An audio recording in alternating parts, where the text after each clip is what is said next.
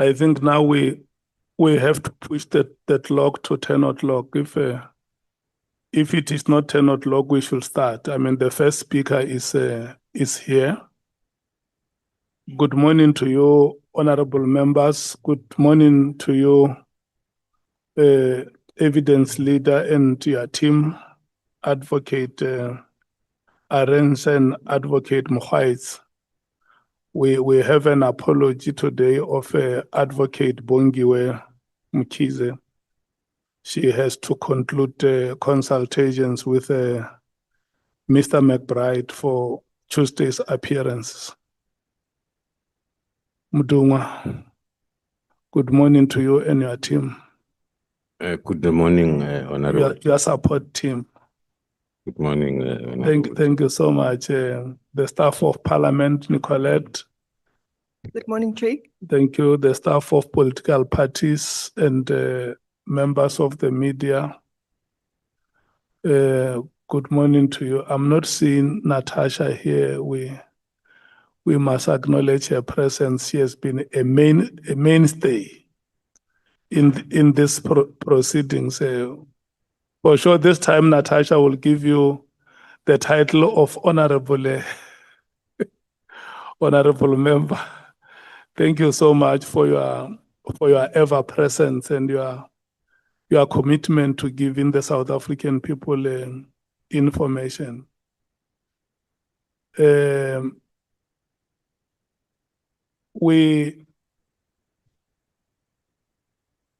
When we ended yesterday, it was after Honorable Matthews has spoken. Welcome, Honorable Adams. So today we are going to start where Honorable Matthews has ended. We're starting with the leader of the EFF, Honorable Malema.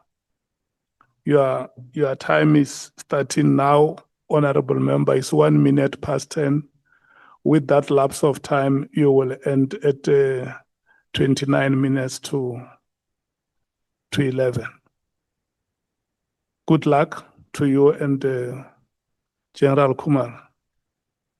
Thank you very much, Chairperson. Good morning to you and colleagues and General Kumalo and your team. I must start by apologizing that I've been in and out yesterday and the same will happen today. I'm in consultation with lawyers for my sentencing on the 23rd of Friday. So I don't mean any disrespect when I come in and out of this meeting. The first thing I would like to raise with you, General, is that I appreciate the fact that you're saying you act in a professional manner. But you will know that sometimes police act out of what is expected of them. And that's why we've got institutions like IPID to look at that kind of conduct. And in a situation of Matlala where he says his children were put on the floor and pointed with a gun, and the wife was assaulted and all of that, you will agree with me that if that happened, that will be wrong. It's an unacceptable conduct that no African child should be subjected to. The fact that the case has not been opened doesn't mean it didn't happen. And I'm not saying it happened, but if it happened, it's something that you should be willing to condemn. And when it was uttered by Matlala, for sure, you would have developed some interest to verify the facts that it really happened in a manner in which Matlala is saying it. General. Thank you. Good morning once again, Honorable Chair, Honorable Member. Indeed, we try by all means to be as professional as possible because we are developing the culture of thorough investigation and developing a culture of engaging whoever the person of interest is. after the evidence then by Mr. Matlala, indeed one did revisit the reports and then discussions with the operational commander to confirm. But as the honorable member is rightfully pointing out, if there are allegations maybe that are beyond our view from the reports that we receive from the team, Mr. Matlala then is allowed to come forward, not to us, but through the structures like IPIT to lay complaint. Thanks, General. When you got arrested at the airport, how did you feel about it, that you get to be subjected to that kind of treatment as a senior police officer? Did you know about it before? And why do you think they treated you the way they did? Because ordinarily, when a person is senior like you, who is not necessarily a fugitive, who you can easily make an appointment with through the lawyer for him to appear, and so on and so forth. What really transpired there? Thank you, Honorable Chair, Honorable Member. It did not feel right. One had to look back at the investment that one has done in his own integrity for the past 34 years.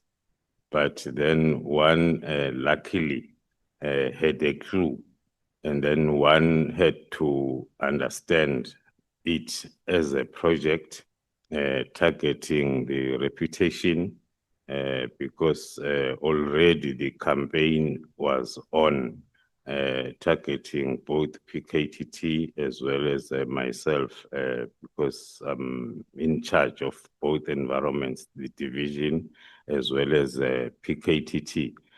It did not feel well, but then one had to accept it as it was clear that the objective is really to, because if we may compare, out of all the rest of the junior officers were called to come.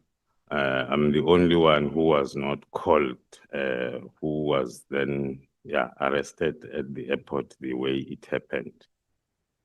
And you'll agree with me that arrests like that are not conducted by senior police officers, like a general coming to arrest a general. Ordinarily, it will be a very junior member of the police, junior than you, who comes and effect the arrest.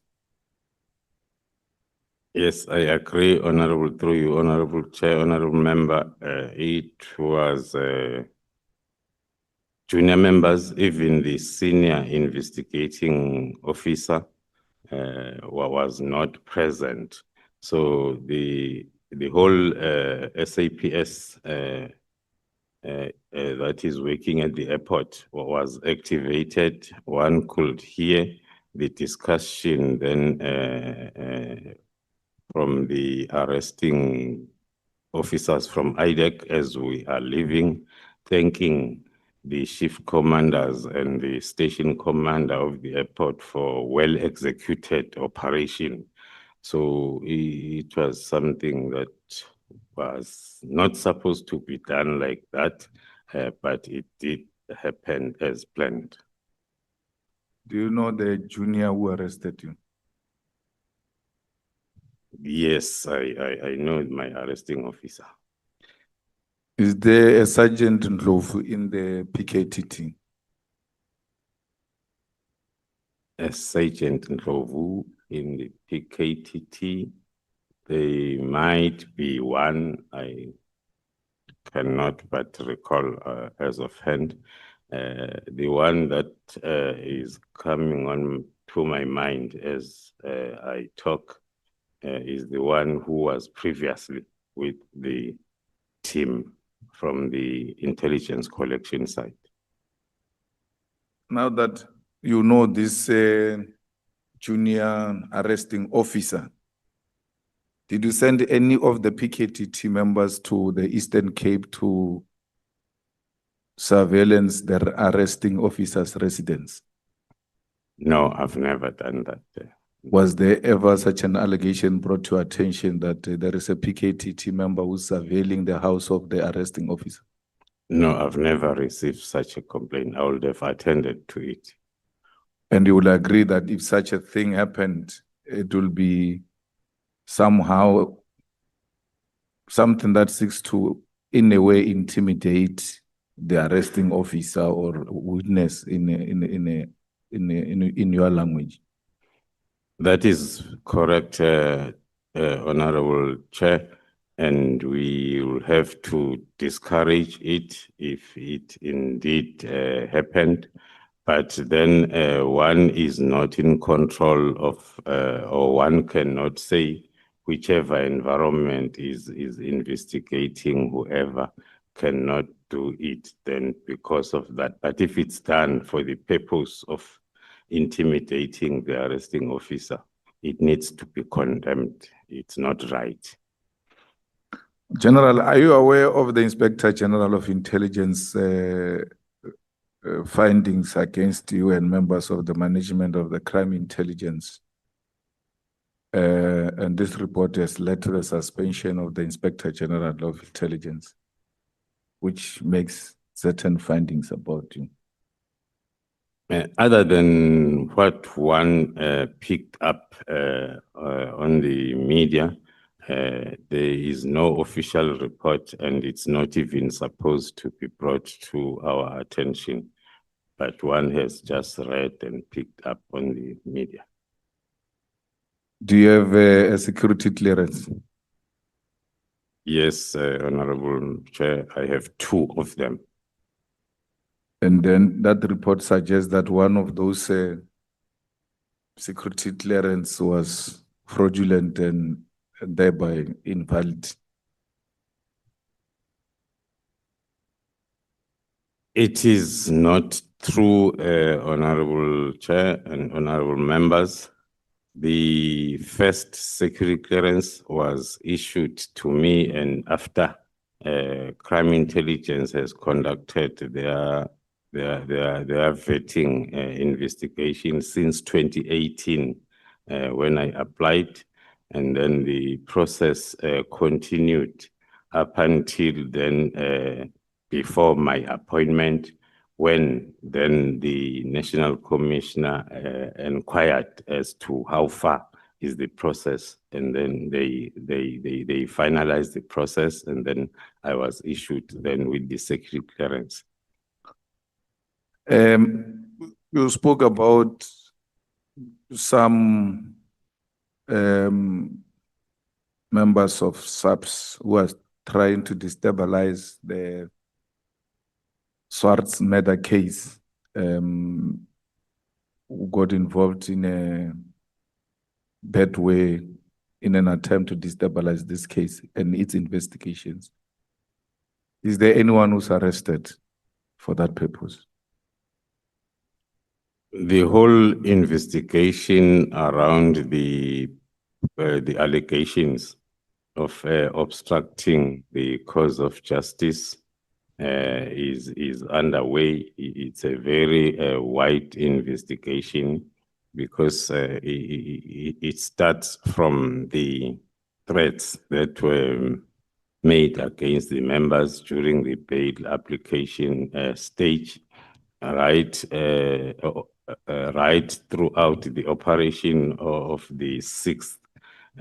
So it is a very wide investigation, but the docket, some of the dockets are already with the NPA for decision. Another allegation you make is that this there were senior members of SAPS who were mingling with the implicated parties or some members of the cartel. And what made many of us so interested in your appearance is that the National Commissioner, when he came here, and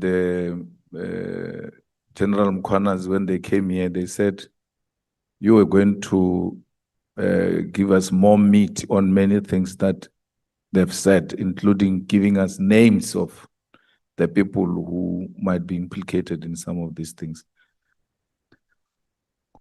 Who of the senior members of SAPS was mingling with the cartels? And in which events were they found mingling together? The issue of mingling, let me first start, through Honorable Chair, by maybe then reminding the House on what I said yesterday. There is a thin blue line between the members of the cartel or any syndicate and then wanting to paint the picture that they are closer to the high-ranking officials or politicians, and also between them being working together. So, as I've indicated, that is still part of the investigation. The senior officers are identified, and then the investigation to determine how far the relationship is ongoing. Yeah, but who are these senior officials who mingle with persons of interest? I mean, I remember one of the witnesses in Madlanga said they got extremely scared when they were invited into a social gathering, and then they found some of these people in a party, even playing music from their phones, as a way of demonstrating that actually they are very familiar with this environment they found themselves in. It shouldn't be a very difficult thing to share with the South Africans that this senior officer was found in a house or in a party of a person of interest. The person of interest we may not mention, but a senior official who's commanding these junior investigating officers, junior in terms of rank compared to them. Some even get instructions from them on how certain things need to be done. The next thing, they find these thugs sitting with senior police officials. We should be able to get names, because that is the whole idea why we are here. We are not here to just search in the air. We want something that is touchable, something tangible, so that when we leave here, we're able to make the necessary recommendations and say whatever needs to happen to whoever if we find that indeed there is some involvement with wrong people who are involved in destroying the future of our children in this country. Thank you, Honorable Chair, honorable members. Referring to the evidence under oath led by witnesses A, B, and C in Madlanga Commission, they are referring to some events where then they will be called to attend some social gatherings, and then they will find then senior officers also being together with their persons of interest in the investigation. They mentioned the provincial commissioner of Gauteng, the Major General Shibiri that I referred on yesterday. I'm not sure, because I do not have that as part of my their statements as part of my bank. When did the National Commissioner ask you to take over the investigation which brought Matlala to your side? When was that? I might not have the exact date, but it is supposed to be around October, November, when then he invited me to a meeting where there was a complaint about that investigation, and then the complainant then was venting the frustrations and unhappiness about the fact that the docket was investigated by the team that was reporting to the Deputy National Commissioner Crime Detection, of which the allegations during the meeting were he is very close to a person whom the complainant was suspecting to be involved in the kidnapping. It was during that meeting that then the National Commissioner directed that I took over that investigation. So that will be October, November 2025. October, November 2024. Because 2024. we had our operation on the 6th of December. When a national commissioner was asked a question about whether he knows Matlala or not, early 2025, he said, no, I did not know who the owner of the company was. I also did not know who Vusimuzi Matlala is. But he referred Vusimuzi Matlala to you in October, November 2024. And when asked whether he knows Vusi Matlala, he says, no, I don't know the person. And that is in 2025. Thank you, Honorable Chair. Even myself, I did not know him. He was, I think on my affidavit, I introduced that subject in one of the paragraphs, that the name was introduced to us for the first time during that meeting, and then we had then to start our investigation by identifying the person. From the National Commissioner's point of view, the name was mentioned by the complainant in our presence, both of us. So I won't be in a position to indicate if he knew him before that meeting. No, but he referred him to you in October 2024. When he's asked early 2025, he says, I don't know such a person. Yes, Honorable Chair, as I'm indicating, one cannot be sure whether knowing was in reference to knowing a person physically, so, or knowing that there is a Vusi Matlala. The name, as I've mentioned, was mentioned to both of us by the complainant during that meeting. From my side, I can confirm that it was for the first time hearing about the name Vusi Matlala. So they referred the matter in relation to the case of Mr. Jerry Bogasho. That is correct, Chair. Yesterday, you spoke about coincidences. You are a head of crime intelligence. You can't speak about coincidences to us, because if you have observed such pattern and you are suspicious that there is something that is fishy here, because this cannot just be coincidences. That's why we are bringing them to our attention. You run an operation on the 6th of December, and then at the same time, a person, Advocate Johnson, writes a letter demanding the dockets. And then you say it's a coincidence. A head of intelligence can't speak like that.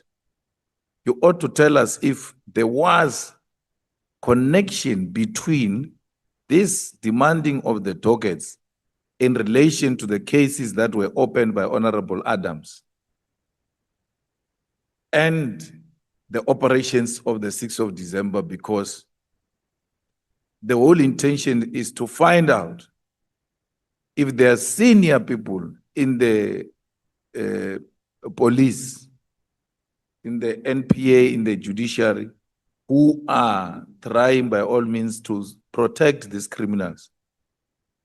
So when tokens are being demanded, on the same day you're running an operation, and then you are suspicious that this might be used to destabilize this investigation we're busy with. Have you conducted any investigation about that to ascertain yourself that there is criminal activity that is happening here, which seeks to protect criminals, both by Advocate Johnson and Honorable Member Adams? Thank you, Honorable Chair.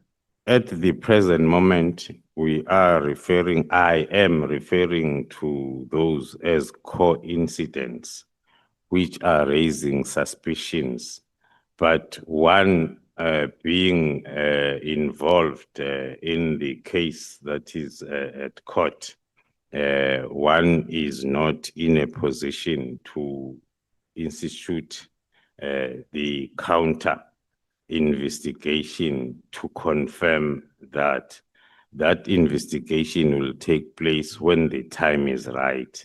Hence, now we are referring to those coincidents as suspicions.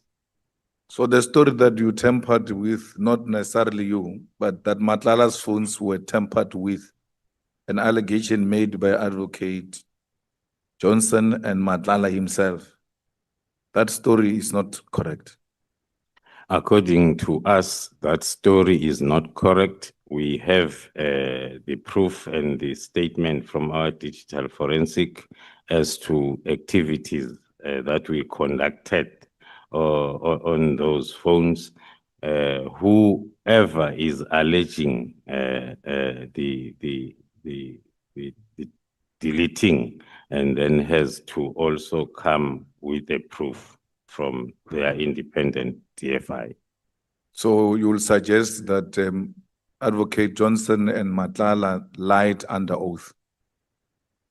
From our point of view, we can confirm that because we have the 212 statement as well as chain statements from whoever handled and dealt with the cell phones. And also the common sense has to maybe tell us that we were the ones that were interested in every bit and a piece of information that we might find in those phones. And then it will be defeating our own purpose if then we will we conducted the operation. We were not aware that the subject of investigation might be a person of interest to so many people and institutions that might at the later stage be interested in the cell phones. But for our investigation, it will be defeating our own investigation if we can delete even a full stop in one of those gadgets. That phone of Matlala, which was found in the cell, did you also do some forensic on it? That is correct, Honorable Chair. Do you confirm that Mr. Brown Mokhodzi and the minister's conversation of any arrest affected, you speak about it in 155, that was not about Stenfontein?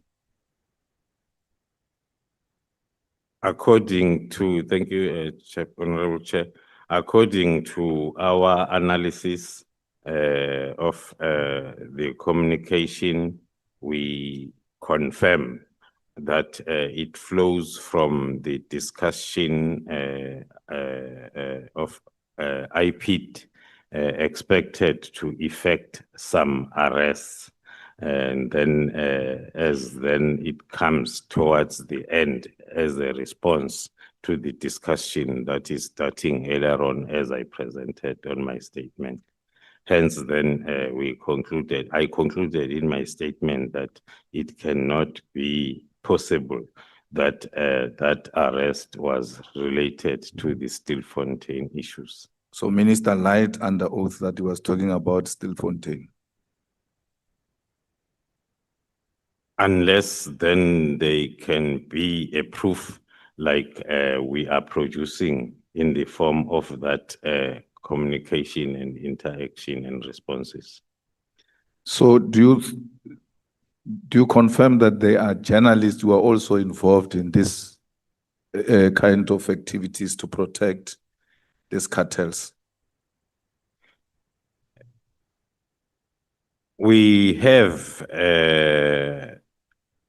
identified some that we believe that they might be part of the communication department of the cartel, and then the investigation is still ongoing on that part. In your own opinion, the disbandment of PKTT was to protect the cartels? Up to so far, we are convinced, based on the reasons that are contained in my statement, that before the first takedown on the 6th of December, one had never received any complaint or any issue, negative issue around the PKTT. So it came as a surprise, but then with the understanding that the only reason might be that the PKTT assisted the GCI ops in Gauteng. The National Commissioner, when he came, he said, you are going to give us names of the politicians you are investigating.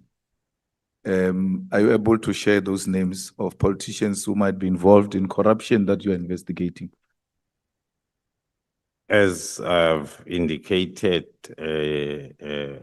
during my testimony, Honorable Chair, that as per the legal framework, we are not allowed to identify a subject of investigation until the investigation is finalized.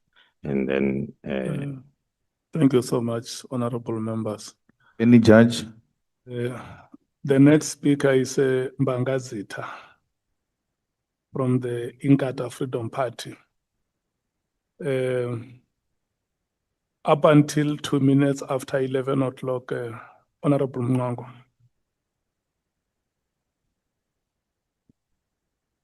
Thank you, Honorable Chairperson. Good morning to good morning, General Honorable. Kumalo. General, as Divisional Commissioner of Crime Intelligence, can you confirm unequivocally whether you had full operational authority to manage intelligence collection and deployment, or whether your authority was somehow subject to informal political influence? Thank you, Honorable Chair. As far as I'm concerned, as well as my activities and actions ever since I was opened, I have the full authority to direct the collection of intelligence within the environment without any influence. Thank you. When intelligence products are disseminated to National Commissioner, the Minister, and the National Intelligence Committee, are these bodies actually receiving the same intelligence, or are different versions of intelligence shared to these different bodies?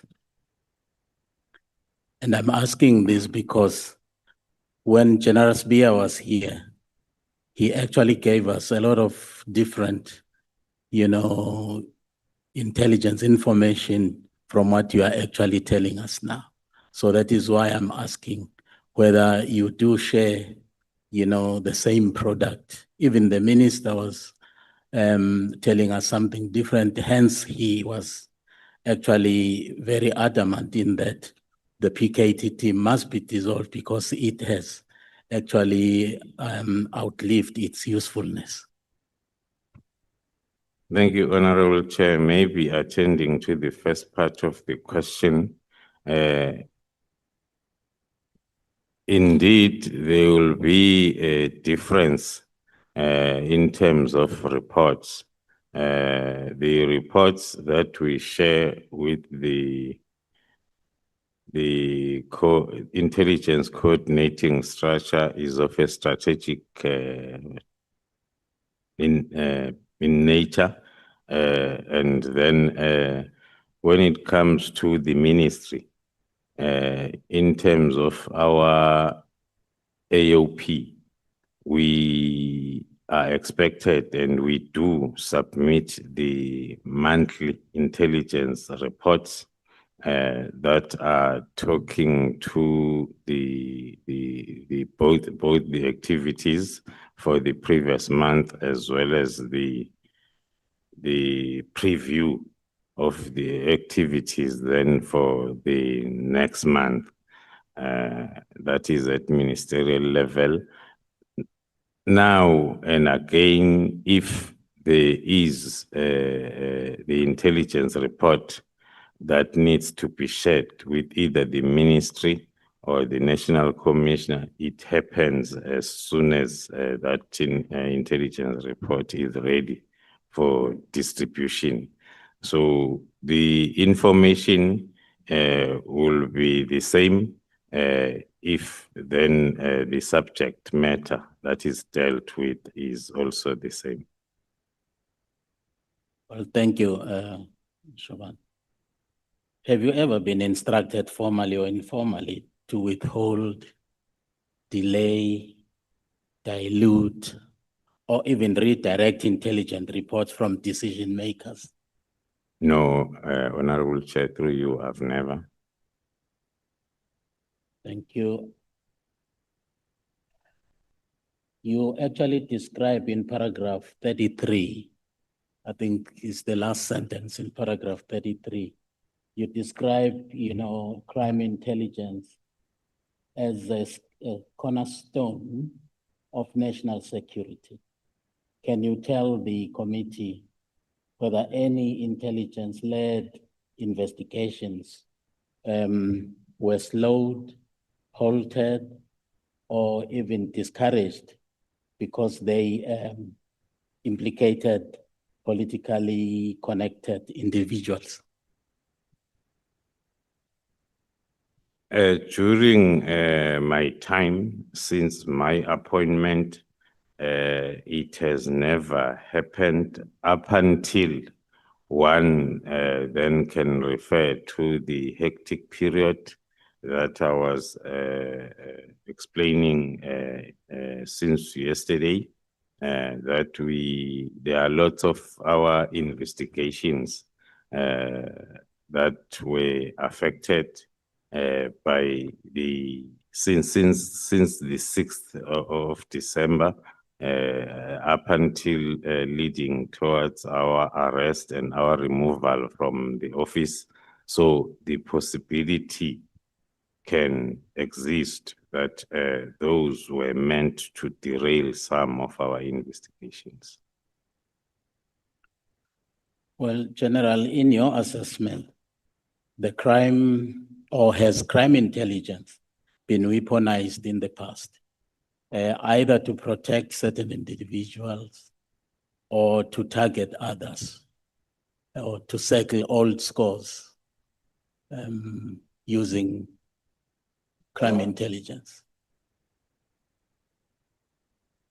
Based on my previous experience in the environment, as I've indicated yesterday, I can confirm that those suspicions did exist, and it is something that one prioritized after the appointment. Hence, then the issue that I explained in details yesterday that talks to the alignment of the activities of the division to those of SAPS and nothing else. Thank you, General. If I may actually quote one sentence in your paragraph 33, your evidence in chief, you say, unfortunately, this time the threats is so pronounced, it requires intervention in SAPS that has never been seen before. Can you clarify what makes this infiltration unprecedented in a democratic South Africa? It flows, Honorable Chair, thank you. It flows from my narrative yesterday of what we have experienced during this operation since this investigation started, to realize that what was known and within SAPS was for a sergeant, a constable, a warrant officer, stopping a car on the road and requesting or demanding a jojo. And that was something that we thought we are battling with. But realizing the infiltration that we are experiencing now internally, that is at a very highest level of top management. And then that's what makes us to think that the interventions that needs to be implemented are the ones that have never been seen before.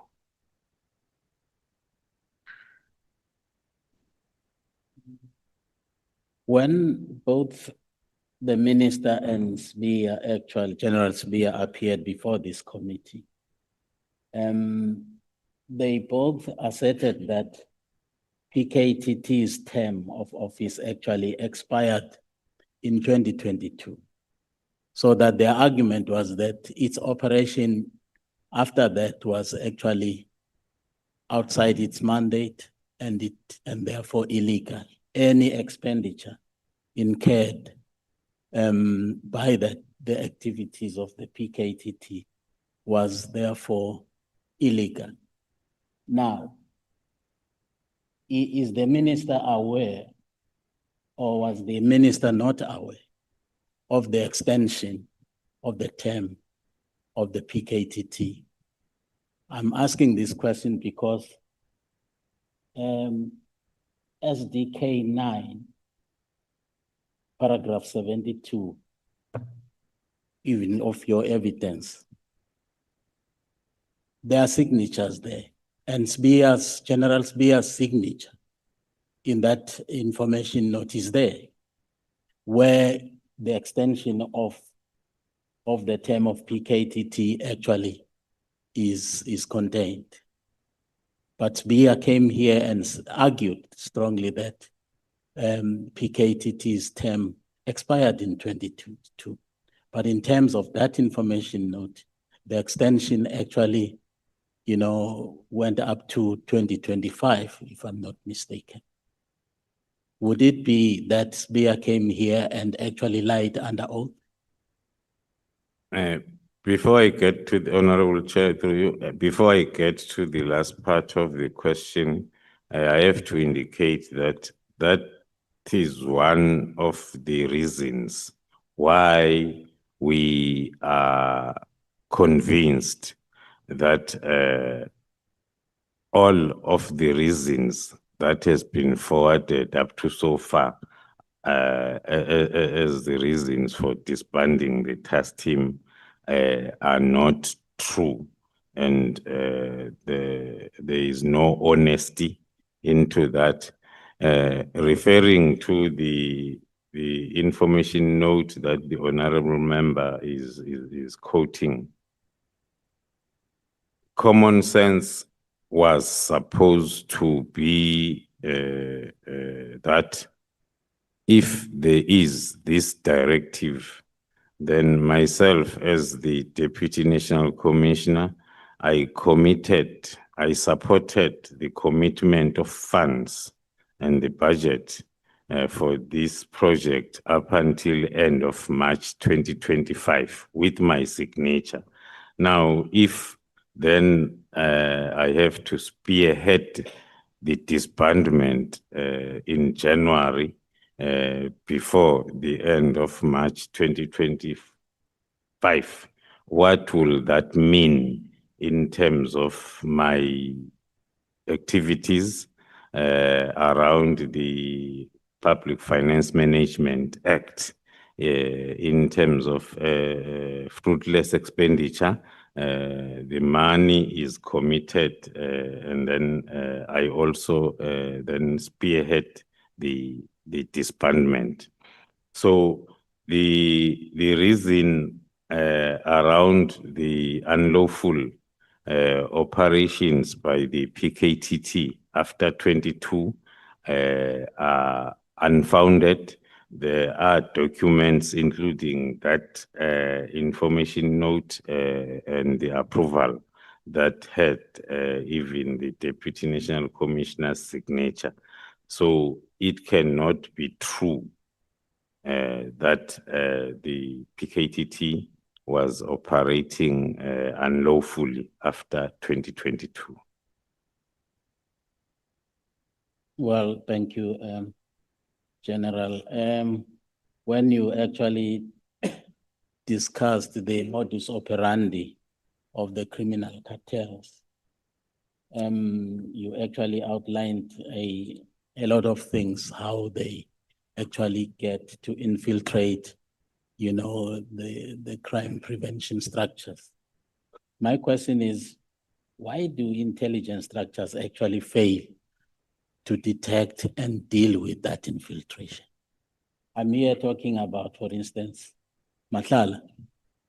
We were told here that everybody at head office in Pretoria knew Matlala because he was a frequent visitor of some of the high leadership of the police at head office. But why did intelligence actually fail to detect that Matlala is in fact a dubious character that should not be frequenting the corridors of our national crime prevention, you know, structures? Thank you, Chair. It's one of the areas of improvement that we have identified to be supposed to be a priority.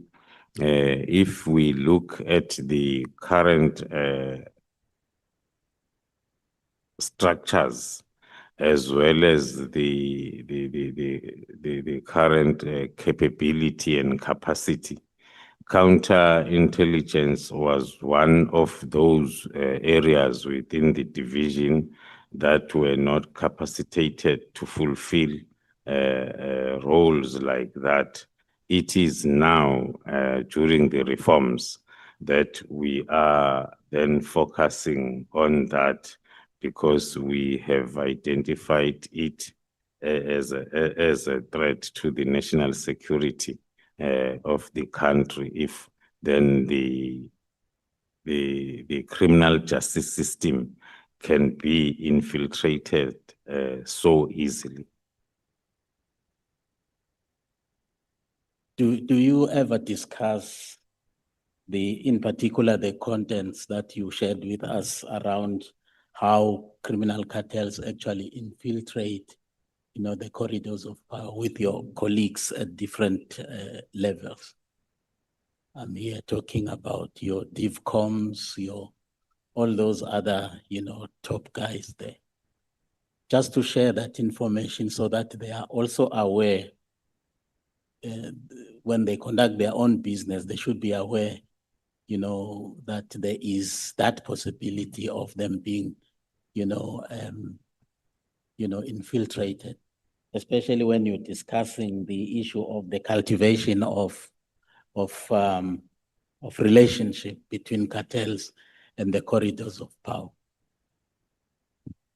The discussions has always been happening as and when then there are meetings, but one has realized that we need to influence that there are policies or standard operational procedures that are going to be cross-cutting all provinces as well as all divisions in terms of how to deal with then the external stakeholders.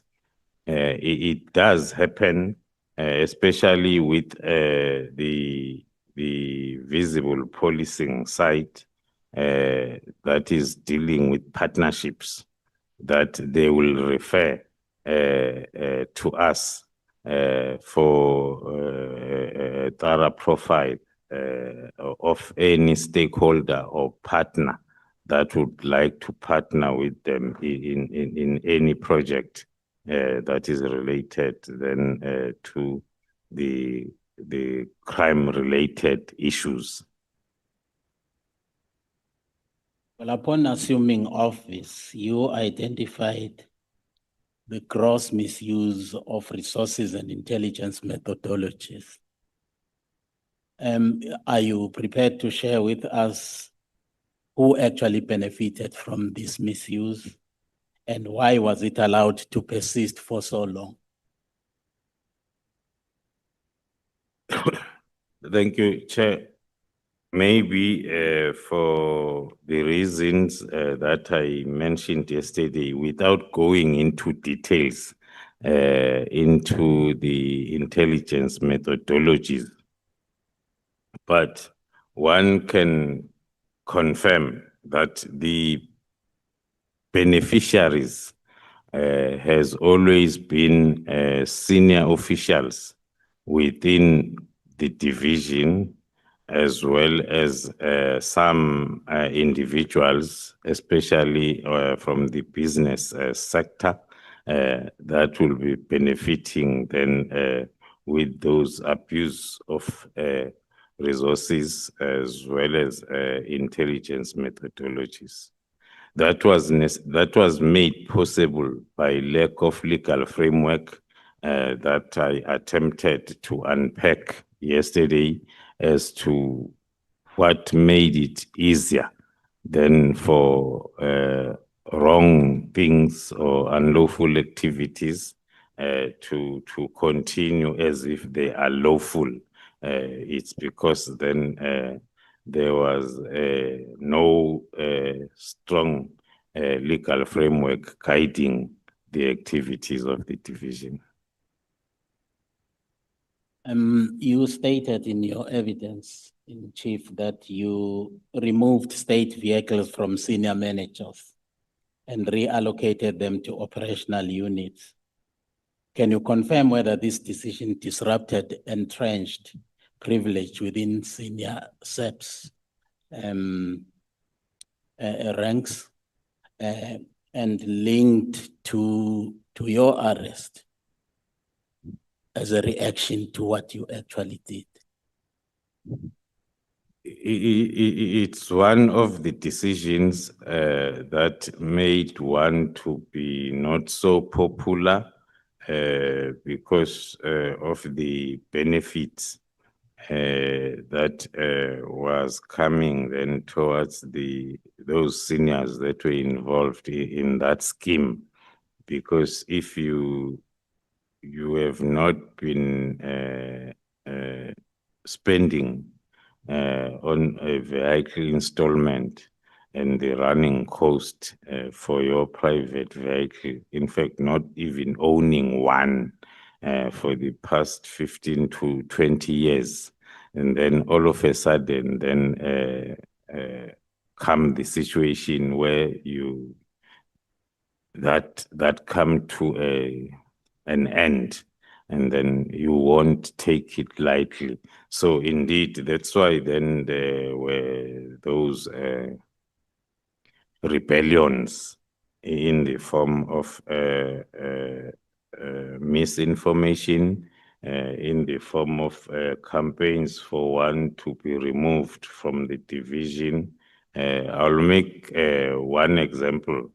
During the recent period when one was not in the office, there were about 3 senior officers that attempted to get the state vehicles back from the acting divisional commissioner, which is an indication that indeed the campaign of one to be removed is still ongoing. So any opportunity, no matter how small is it, like the period of 3 to 4 months, and then already there are attempts to go back to the old ways that one is trying to deal with. So clearly, it seems you are experiencing some sort of a coordinated resistance from different, quarters within SEPS. When you are trying to actually reform, the institution in your own environment. So how much support do you get from the National Commissioner, for instance? Thank you, Honorable Chair. One has to confirm that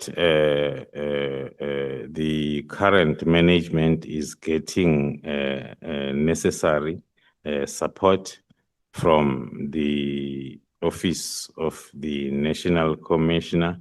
Hence, then these reforms are proceeding in spite of the challenges that we are facing. Like one can look at the whole year that has been lost in terms of this turnaround strategy implementation. Since then, this chaos started from December last year up to most recent time. Thank you, General. You refer to misinformation about informers being paid only 3,000 rand. Can you clarify how informer payments are actually determined, authorized, and audited? I mean, our people are not working out there, and some of them might benefit the country for actually being part of this arrangement here. How do you pay them? How much are they being paid? Are you at liberty to share that with us? An informer can be paid as much as the informer can sell, the value of what the informer is selling. So it's not a predetermined, there is no predetermined price as to how much. It's always the principle of value for money, like we do with our own private budgets. We apply the same principle. So it won't be easy, because there is a checklist that each application has to go through as to the value of that information that was sold and we bought it. Well, thanks, General. You then introduced tighter controls over informal rewards. Did that actually threaten established patronage, in your view, patronage networks within crime intelligence.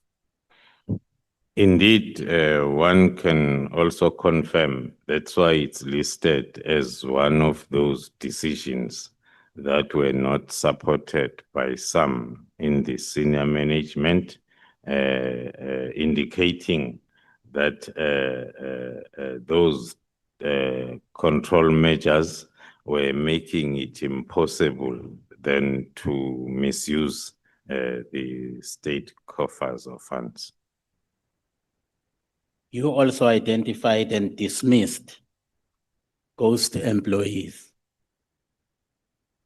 I remember that one of the generals, who I'm not sure whether it's General Mukwanas, I can't remember, who actually shared with us that one general who was running a private farm operation had an army of these employees working on his farm but being paid for by as subs as either informers or whistleblowers or of some sort. Can you confirm how many individuals were removed and how long they had been on the payroll?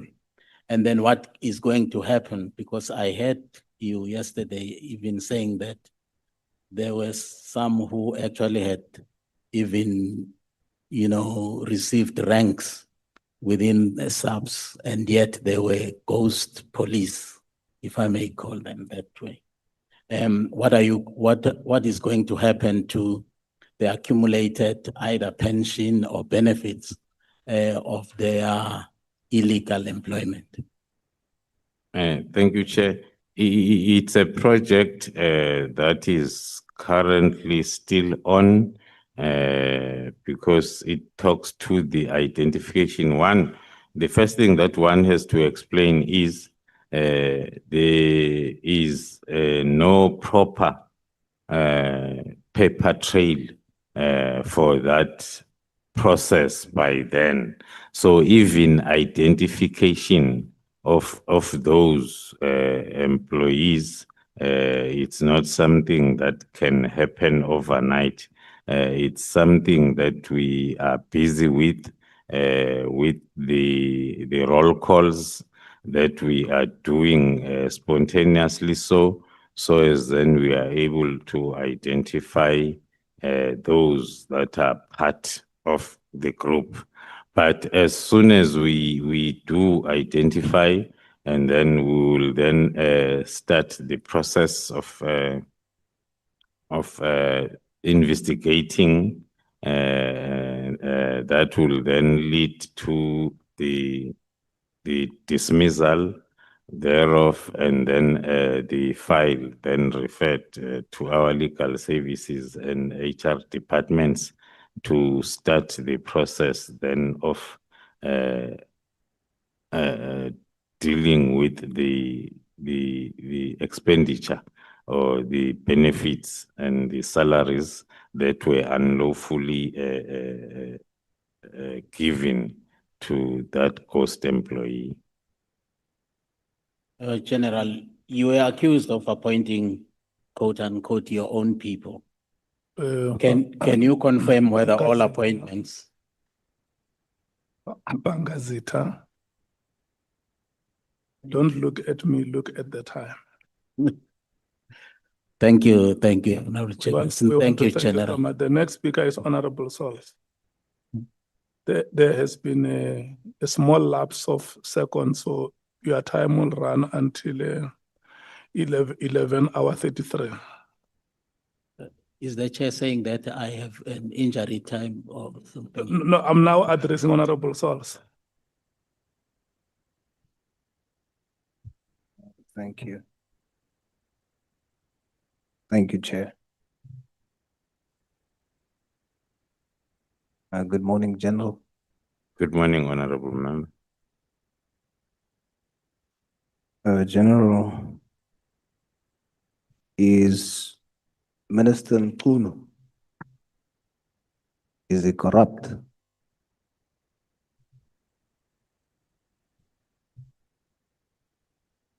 Thank you, Honorable Member. It is the type of a question that one cannot answer with a direct answer unless if it's qualified by the chain of events as it is tabulated in my affidavit. But in case of a direct answer that one can give as it stands is a no. Is Minister Mchunu part of the drug cartel or drug gang in Gauteng? As per, thank you, through you, Chair. As per my affidavit, the involvement of the minister is up to so far where I had explained in terms of the links, which are indirect links with the cartel under investigation. Is that a yes or no? Is that a yes or no? Is he part or is he not part? It's a no if then it's supposed to be a yes or no. Thank you, General. Is General Sibia corrupt?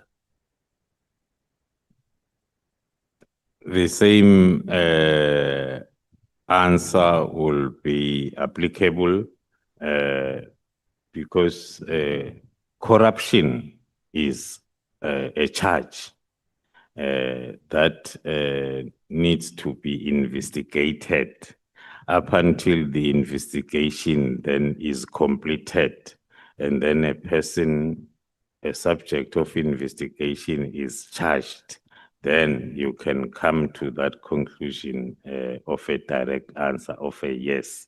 So the answer, whilst the investigations and inquiries are ongoing, it will always be a no. Is General Sibia part of the drug cartel in Gauteng? The same response will be applicable to the question, Honorable Chair, that the investigations are ongoing. So one is not in a position to say yes or no in terms of the mentioned individual like General Smith. So the answer is no, as you stand here today. Yes. You testified yesterday that, open quote, almost the entire SEPS Gauteng works for cartels, close quote.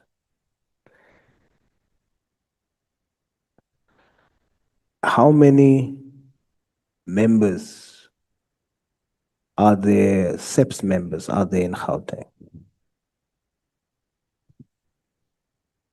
Thank you, Chair. One then cannot be in a position to give the figures unless then one has to get the figures from the respective directorate of human resource, as well as maybe the CFO to give us the numbers in terms of their payrolls.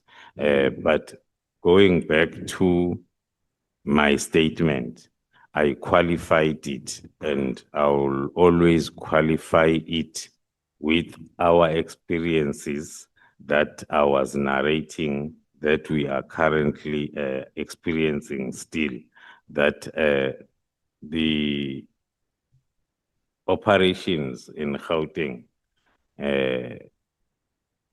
they are obstructed such that it gives that opinion that most of the police officers then are part, because you get a new name almost every day of a member at all levels that is then associated with different cartels.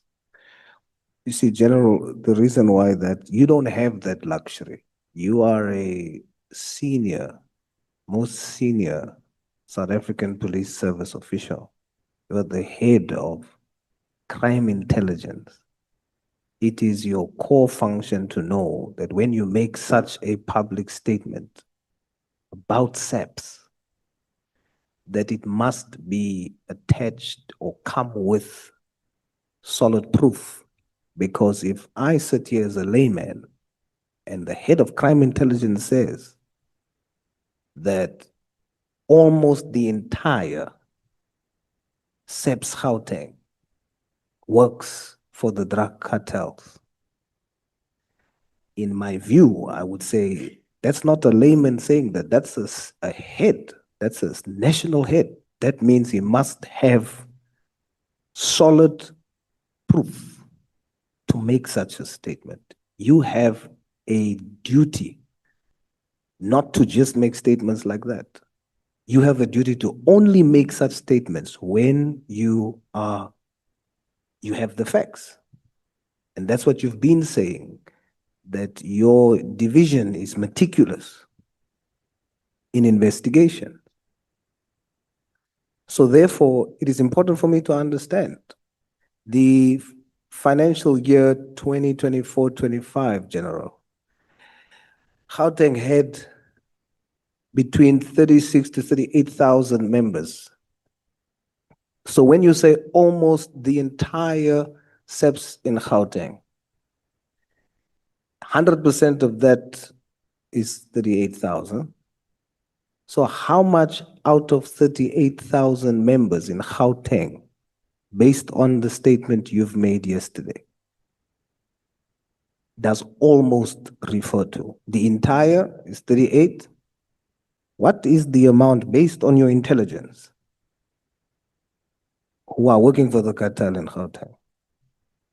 Thank you, Honorable Member. The statement cannot be properly understood if it is singled out and cited as a standalone statement. It talks to, I gave an example of our interventions through PKTT in KZN, that there was an open statement that the local police officers are compromised when it comes to investigation of such cases.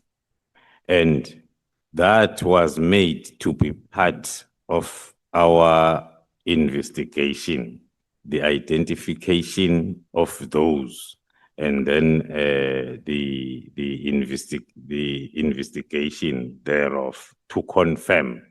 Then indeed, as of now, the number of police officers that are involved, that were arrested, that has been arrested, because the operation is still ongoing, it's at 35.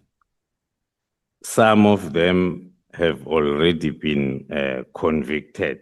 Some of them are still then awaiting the finalization of their trials. Sorry, Now, General. I'm coming back. Just because of my time, sorry. I get the point you're making, but I want you to understand that when you said that statement, you saw the commotion in the room. And Honorable James then repeated to clarify. To say, are you really saying? And then you confirmed. Do you understand the impression you gave us? There was no room for us to draw different analogies. It was a direct statement that gave the understanding that you are saying majority of the total number of SEPS Gauteng works for the cartel. We can't dispute that. You are the head of intelligence. So we would assume you have intelligence on that. Are you saying now, to correct it, that you do not have intelligence on that statement, that the entire SAPS in Gauteng works for the cartel, almost the entire, that you do not have such intelligence, and that is a reckless statement made yesterday, and it gives the wrong impression? Thank you, Honorable Member. I'll try to explain again because I was giving that statement the basis of which it came from with the KZN example. There will always be an overview of the threat that is identified, which then will be based on that statement. And thereafter, the process of identification and investigation will be a continuous process that then will talk to numbers and names. So it's something that is taking place on daily basis.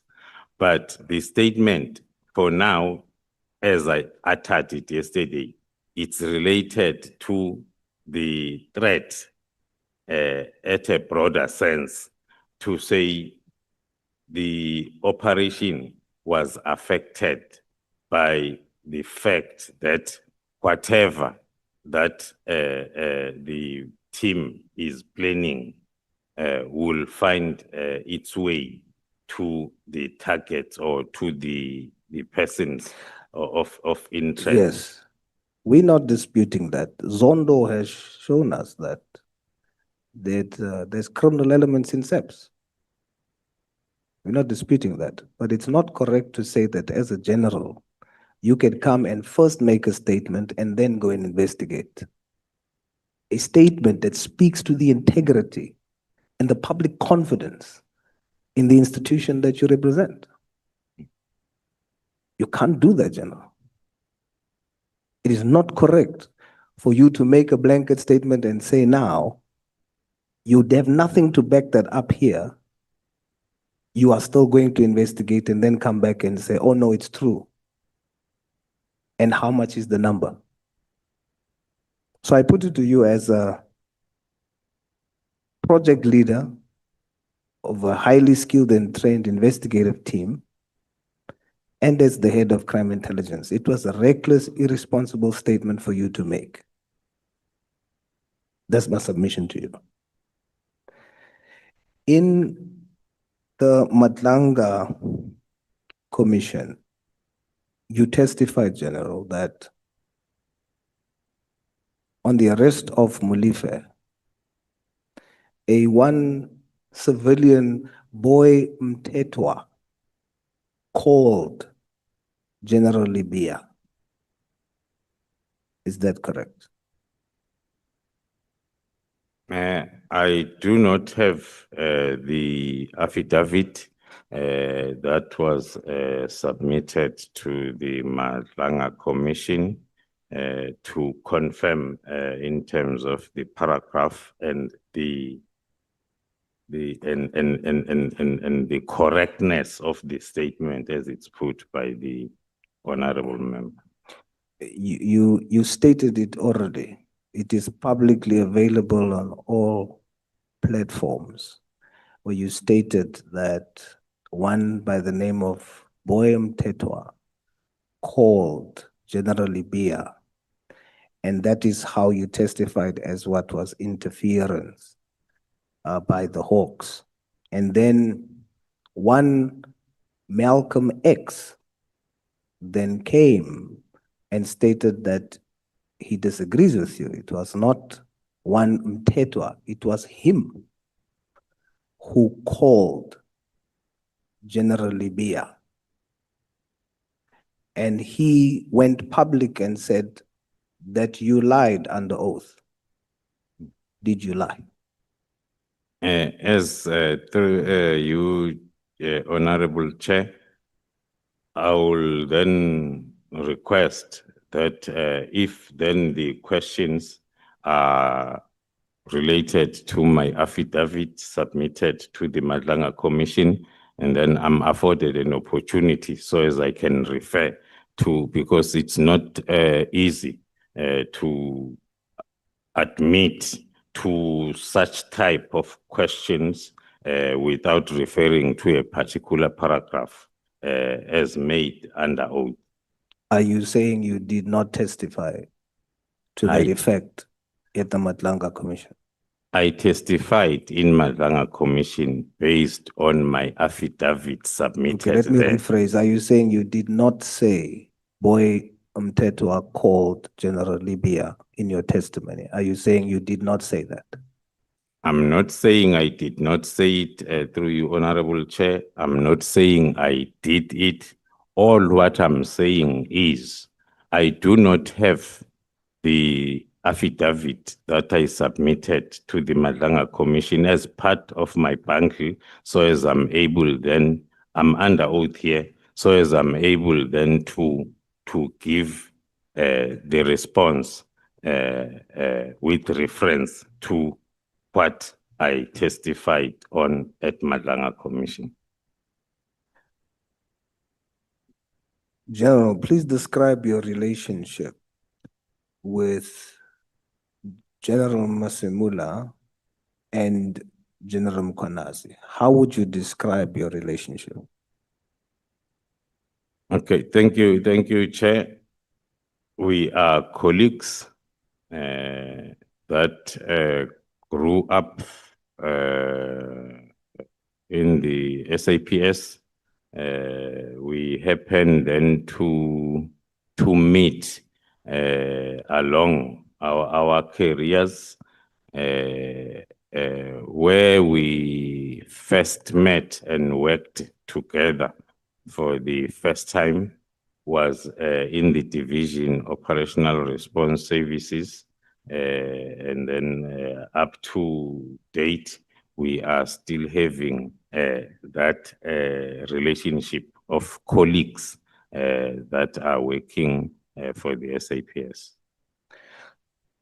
You are very close, and one of the central things that brings you and makes you so close is the PKTT. I just want to go through a timeline because my time is almost up and I'm hoping I finish it in time. Just to show the interesting link between your relationship and how that relates to the PKTT. In 2011, General Mkwanazi is briefly the acting national commissioner in 2011. In March 2012, General Mkwanazi appoints General Masemula as Deputy National Commissioner Operations, that later becomes policing. You testify in your affidavit that in 2018, you then, as Major General or as Brigadier, whilst General Mkwanazi is the Provincial Commissioner and General Masemula is the Deputy National Commissioner in 2018 for policing, you draft the implementation plan for the PKTT. And it is recommended officially by both General Mkwanazi and General Masemula. In 2022, General Masemula becomes and is appointed the National Commissioner. And at his appointment, he then does similar to you what General Mkwanazi has done to him when he was acting National Commissioner. And you get appointed as the head of crime intelligence. On provincial level, General Mkwanazi is responsible for the PKTT and is also the co-chair for the steering committee that should have oversight over the PKTT. On national level, you have General Masimula, who is in control of the National Steering Committee. And you, as the project leader, moved from project coordinator to project leader of the PKTT, and as the head of crime intelligence. Is that an accurate and correct description of the timeline of this relationship centered around the PKTT? Thank you, Honorable Chair. The only part that one has to start by disputing is the colleagues that are brought together by PKTT. There is one factor that is common here. We are committed servants of the people, and we joined the police, and not as a group. We joined the police individually. So, like all other colleagues, including that are seated behind me, colleagues that are all over, that are working for SAPS. So the three of us are not different. We are working for SAPS. The timeline of appointments is not something that is related to us having worked together in one environment before. We have met in one environment, and then we have parted ways, and then we will meet again. So when it comes to the appointments, who's appointed where and when, according to my assessment, it's based on merits, not on who you know. I was categorically clear yesterday that when Lieutenant General Mkhwanazi was deployed in KwaZulu-Natal to go and act as the provincial commissioner, he requested to the National Commissioner, General Stolle, by then, for me to be deployed with him based on my experience, my expertise when it comes to operations, so as then I can assist him during his deployment. So that is based on his understanding of my capabilities when we were working together at the Division Operational Response Services. PKTT is not something that brought us together. There are lots of other projects that we have been involved in, the three of us, other than the PKTT. So it happens that we are in, I will say, the same generation that happens to be in the SAPS at the current moment. But it does not mean that we were glued together from the time we joined the police. As I've indicated, I only met the two of them in 2006 when I moved from the Division Crime Intelligence back to Operational Response Services when I was appointed a Lieutenant Colonel. By then, Lieutenant General Mkhwanazi was a brigadier and General Masimula was a Major General. So they were my seniors, and we were working, they were working at their level, I was working at my level.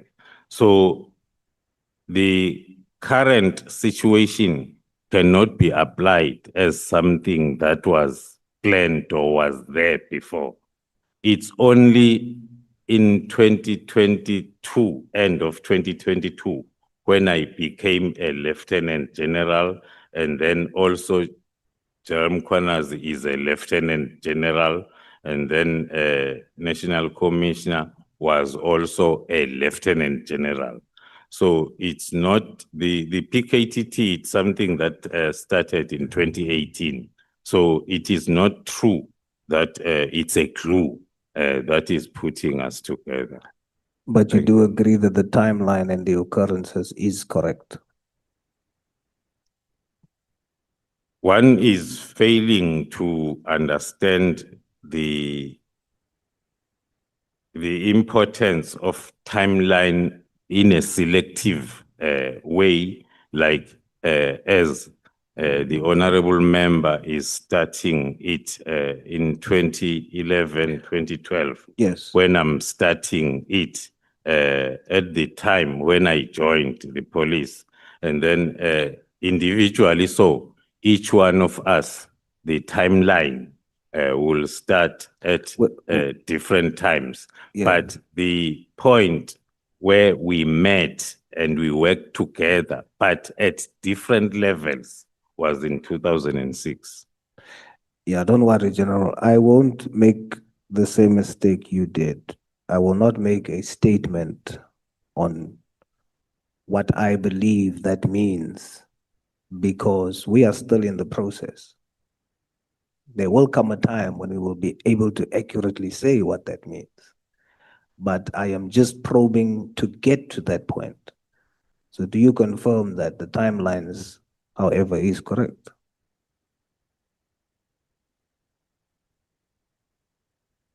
I do confirm that the timeline is correct as narrated by the honorable member, but the reasoning behind, I don't agree. Yes, like I said, I will not say exactly yet, because we are still probing to get to whatever the truth is around the issue. But this ecosystem that's created around the PKTT, these are strategic positions that the three of you are in to keep it going, to keep it surviving, to the point where the minister was wrong as the chairperson of the IMC not to have the sittings. It's wrong to do that. He was wrong. But the reason why it could continue despite the IMC is because you had the National Steering Committee, you had on provincial level the steering committee with General Mkwanazi being the co-chair, and then you had yourself. So it could continue until the disbandment. And then it was all systems go, and allegations was made. And today when we ask in the sitting, the proof,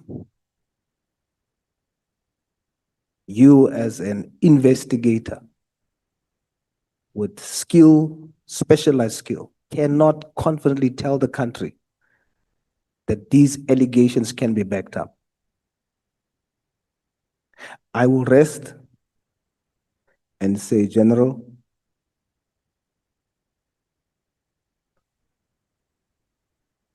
the truth will reveal itself, and everything is not as it seems. Thank you so much, Thank you, Chair. Honorable Sultan General. Honorable James.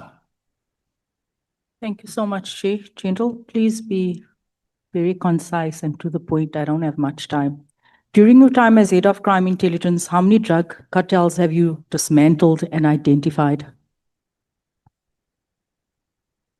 I cannot have the exact figure to give, but in terms of our annual performance, we have those figures we can supply. Just more or less, how many have you identified and successfully dismantled? Because as things stand, it's as if these drug cartels are operating forever and a day in this country. Yeah, I will say plus minus 11 or 12 per year. It's not easy to sum up my performance, as I've indicated, and I remember that basically one can say I was able to operate for 1.5 years, and then this disruption came. But we were making some inroads with our takedowns that were seen on the news, hitting the drug post, hitting the intercepting the drugs as they go in and out of the country. But I cannot be able to give the exact number. Are you able to give us an exact estimate on successful prosecutions of these drug busts that you've taken down?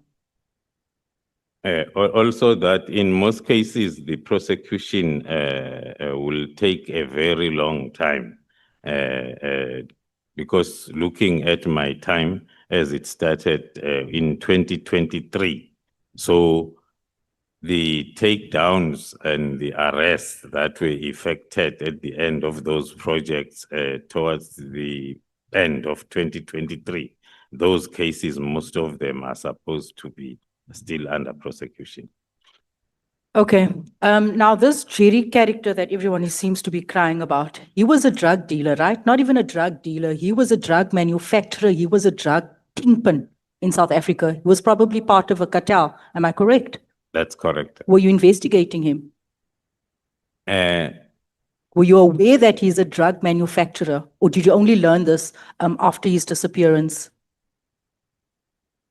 Honorable Member, that is part of the information that maybe I feel that the platform is not suitable for me to clearly explain as to the drug cartel involving Ket Matlala and his role, and as to the reasons why he suddenly came up to the level where he is now.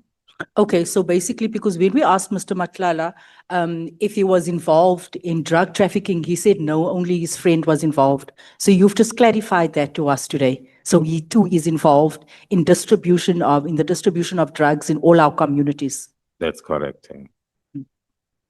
So we lied again. That's correct, Honorable. Okay.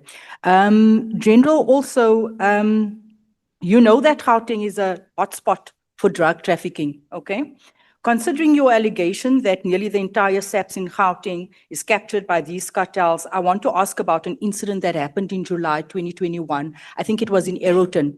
You mentioned that yesterday that there was a JMPD officer that was also part of the cartel in Kat and Sibia's corner. There was also a JMPD officer that was caught on that day with SAPS members when they had offloaded their truck and on their way off, and it was intercepted by other SAPS members.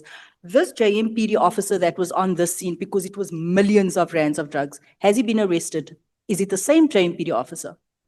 No, it's the second one, but the investigation, it includes even that incident. Okay, so the current investigation includes the Aeroton incident, and that wasn't the first Aeroton incident, it was the second It's one. not the only one. It's not the only one. Yes, Honorable. So you're saying that Mr. Kat Matlala, Jerry, everybody, they all linked? That is the investigation that we're busy with, as I've said, as and when the time is right, one can come back and give a feedback in terms of where we are now in terms of the. Because as I'm connecting the dots, this stretches to the Durban Harbour where a container was found with cocaine worth, I think 500 million or something to that, and then the second one again. And I'm looking at the people that you mentioned yesterday and this drug bust, it's all linked. And I cannot help but wonder, has any of these people been arrested? Yesterday, Honorable Chair, I touched on the way our operation was disrupted when we started on the 6th of December.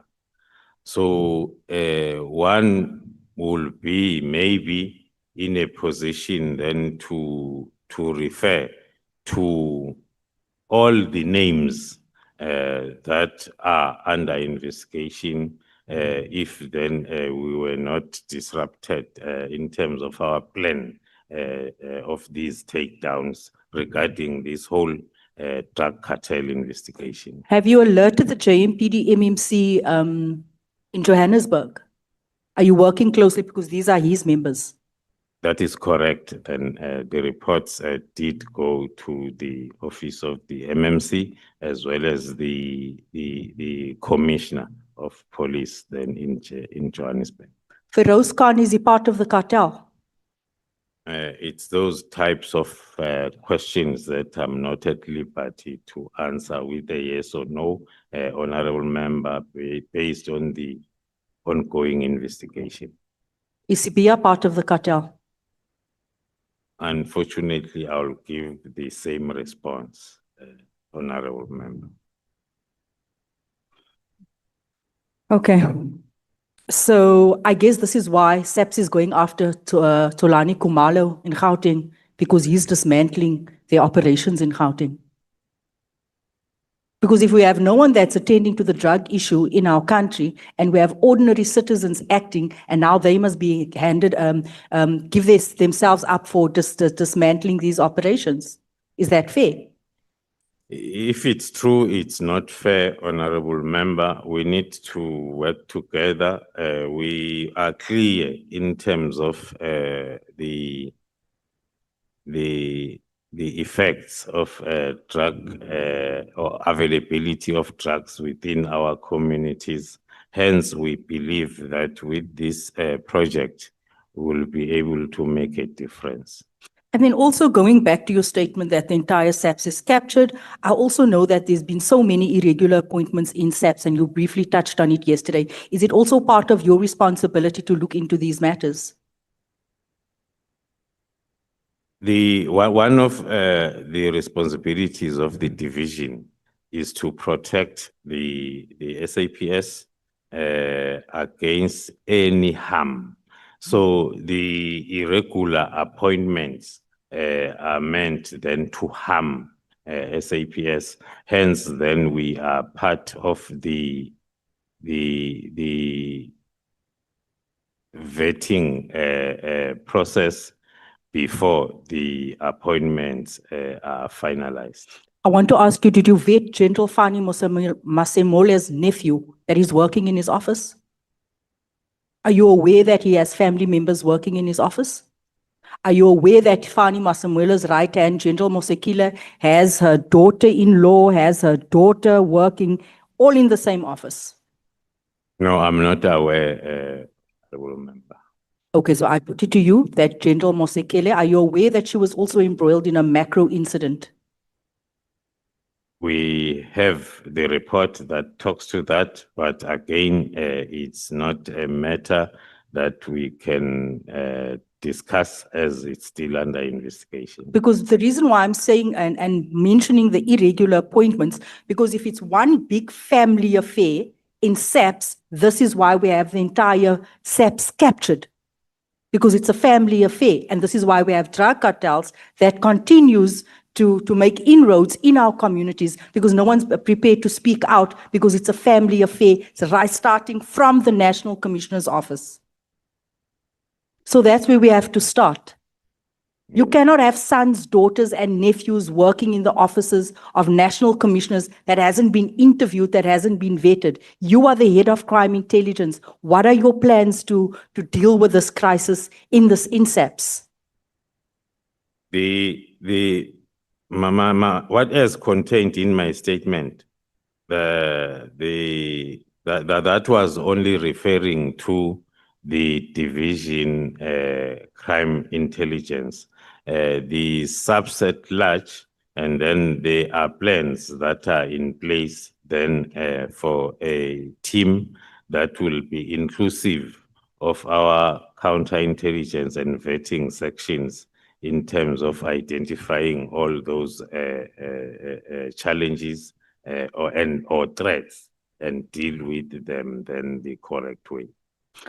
I want to go back to this question, and I didn't want to belabor this point because it's been asked by my colleagues. From the pool of SAPS members with your analysis and intelligence identified as working for or with these cartels, how many to date has been arrested?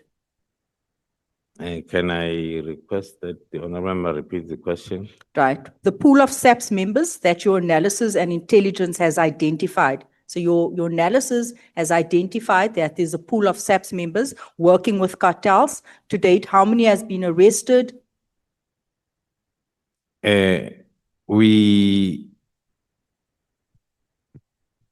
in terms of this particular investigation, one can say we have one so far, and as I indicated, the whole plan of the project was really disrupted from the 6th of December when we were starting with these takedown operations to dismantle the cartel from within and outside subs.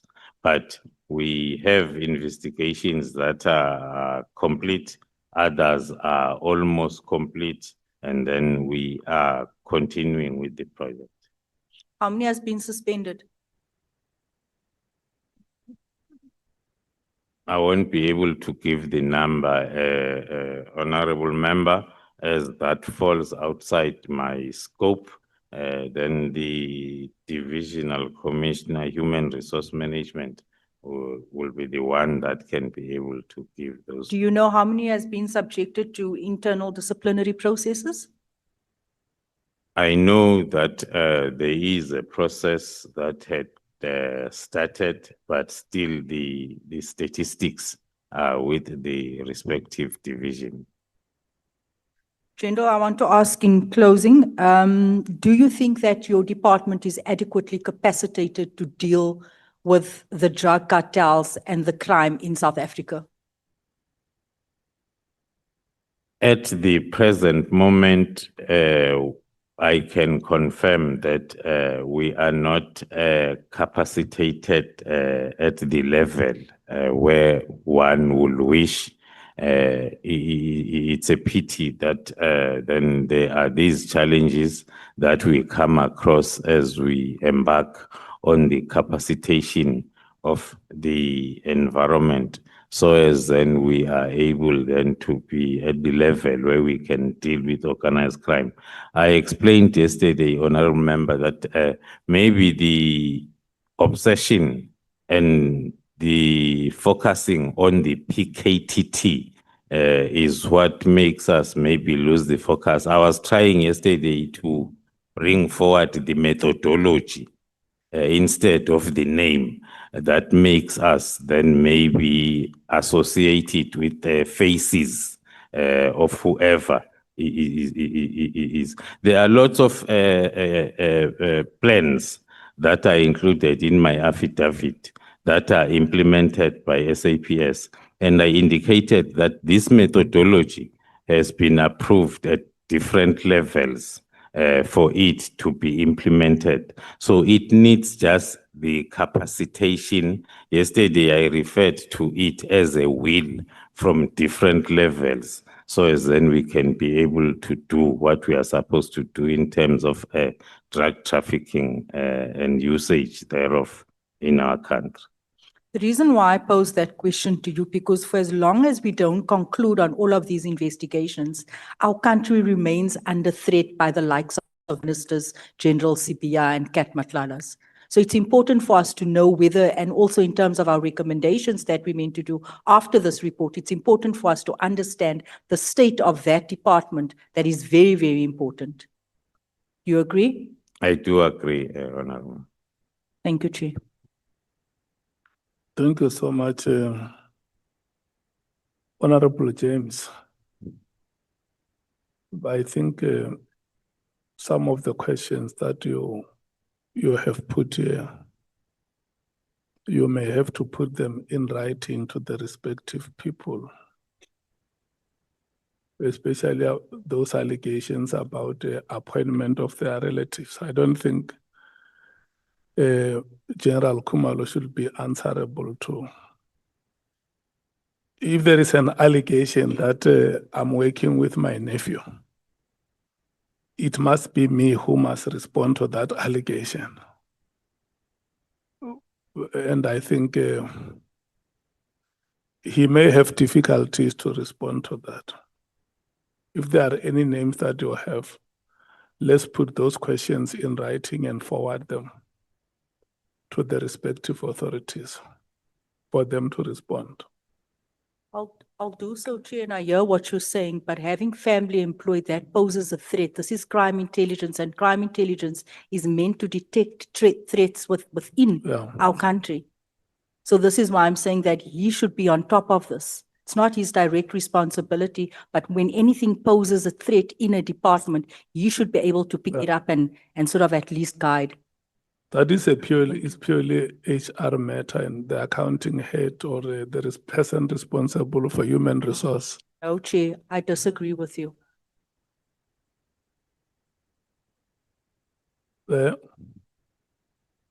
Honorable James, will you do so? Will you forward the questions in writing to the respective authority that must respond? Yes, I will, but it's not purely an HR function. Thank you, Chair. Okay. Honorable members, we are going to take a 10 minutes break until 12 o'clock.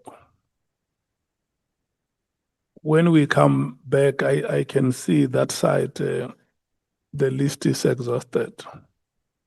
Honorable Mngango has spoken, Honorable Sols has spoken, Honorable James has spoken, Honorable Malema and Matthijs have spoken. So we are left with Honorable Sangoni, Honorable Ntuli, Honorable Skosana, and Honorable Breitenbach will be the last for the day.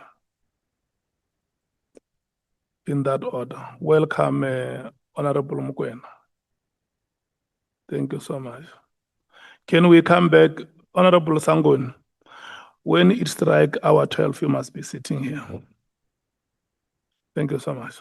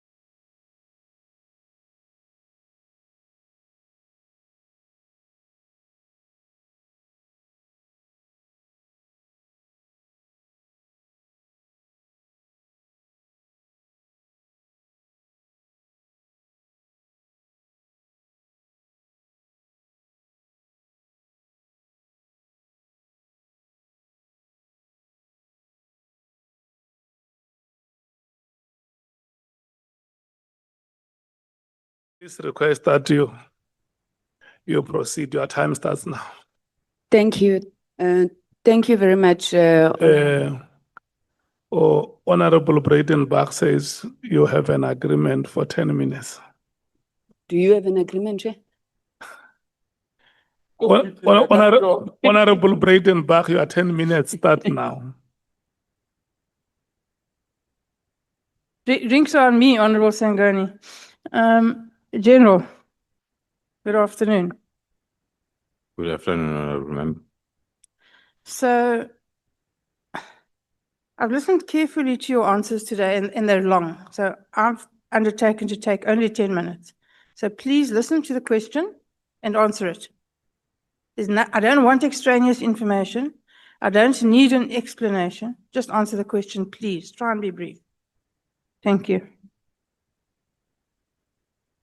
You appointed Deneo Makwela, a civilian with an engineering background, to the rank of brigadier. Why did you do that? No, I did not appoint her, Okay, who did? the National Commissioner. I see. And were you happy with that appointment? Come again, Honorable Member. Were you happy with that appointment? Very happy. Why? Because she meets all the requirements of the capabilities that we needed for that particular post as a division. May I ask the parliamentary legal advisor to sit back, please? You're sitting between me and the general. Thank you. And there was no one within the South African Police Service who could fill that role? That is correct, Honorable Member. The post was advertised internally 2 times, if I'm not mistaken, and then they could not find the suitable candidate. Okay. There was a 22 million rand boutique hotel acquisition by Crime Intelligence. Why? It's a question that I'm not legally allowed to answer in a public platform. I see. You see, I've listened carefully to you all morning. That's been a very, very convenient space for you to hide in. I've got to tell you that, it says something about you. It's not something good. How long have you been head of Crime Intelligence? Since December 2022. And what have you done to reform it? As Tell me 3 things you've done to reform it. As contained in my affidavit, we have looked at the legal framework that we had put in place. We have aligned our activities in terms of the priorities of SAPS, and we are dealing with the issue of capacitation, which is still ongoing. And how many people that are compromised have you fired? I won't have the number as of hand, but there are a number of people that we have Give me dismissed. a ballpark figure. 5, 10, 20, 100.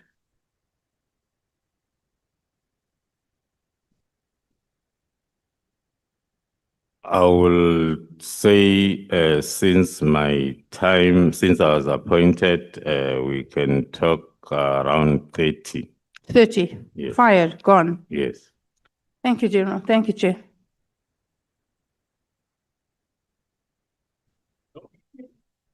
Are you done, Honorable Breitenbach? No, you deserve the chairperson's award. Can we take Honorable Sangweni? Yeah, no. It's 4 minutes out of 10 that Fine.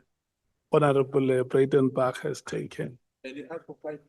So your time now ends at 26 minutes to 1. Thank you, Chair. And based on that work by Honorable Breitenbach, I'll agree with her all the time. And it doesn't mean that the ANC has captured the DA when I say that. Thank you. Thank you very much, General Khumalo. Good morning. Sorry, I don't think I greeted you today. General Khumalo, let me start off by I think just expressing our appreciation that you have come to the ad hoc committee. We did, understand that you were ill-disposed, and we truly appreciate you being here. And I'm saying that because your testimony is really important to help us close a lot of gaps that were left. My first question to you, General, is, are you involved in a project of state capture?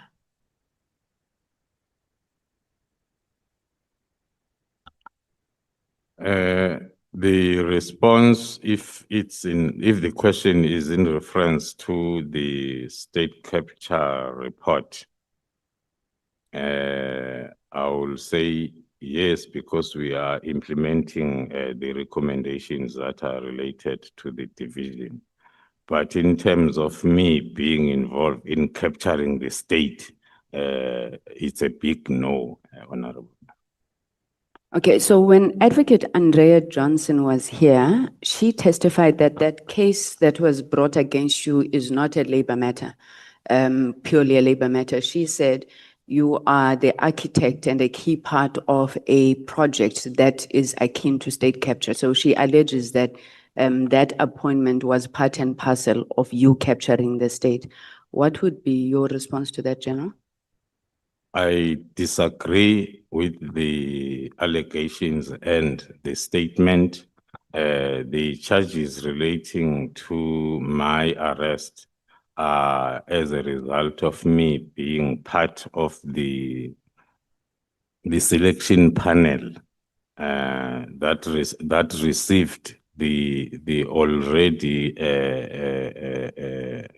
profiled applications from HR department for us then to take them through the selection process that ended up with the recommendations submitted to the committee that then looked at our procedure, whether it was correct or wrong up until the recommendation. So the charges have got nothing to do with the state capture related issues. Okay, thank you, General. So you did say yesterday that this matter is sub judice, so I don't expect you to speak to the merits in my question. But I'm assuming since you have been charged and maybe there's some discovery of documents that have already been exchanged, is there anything in that case that goes beyond this labor issue that you're talking about? Because we tried to grill Advocate Johnson to understand why she would be chasing you, a whole IDEC, and I think you make that point in your affidavit. Why would they chase you about a labor matter? And she says, oh no, it's classified information, but there's a lot more, there's a lot more. So are you saying to us that there is no a lot more? It is purely a labor matter? Now that the docket has been then given to us, it's something that we can share with the committee to go through the docket.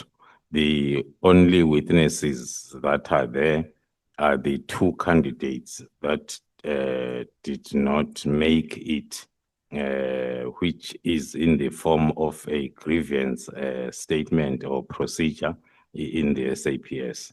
There is nothing else that talks to fraud or corruption. So would it be your assertion then, General, that Advocate Andrea Johnson lied to this committee?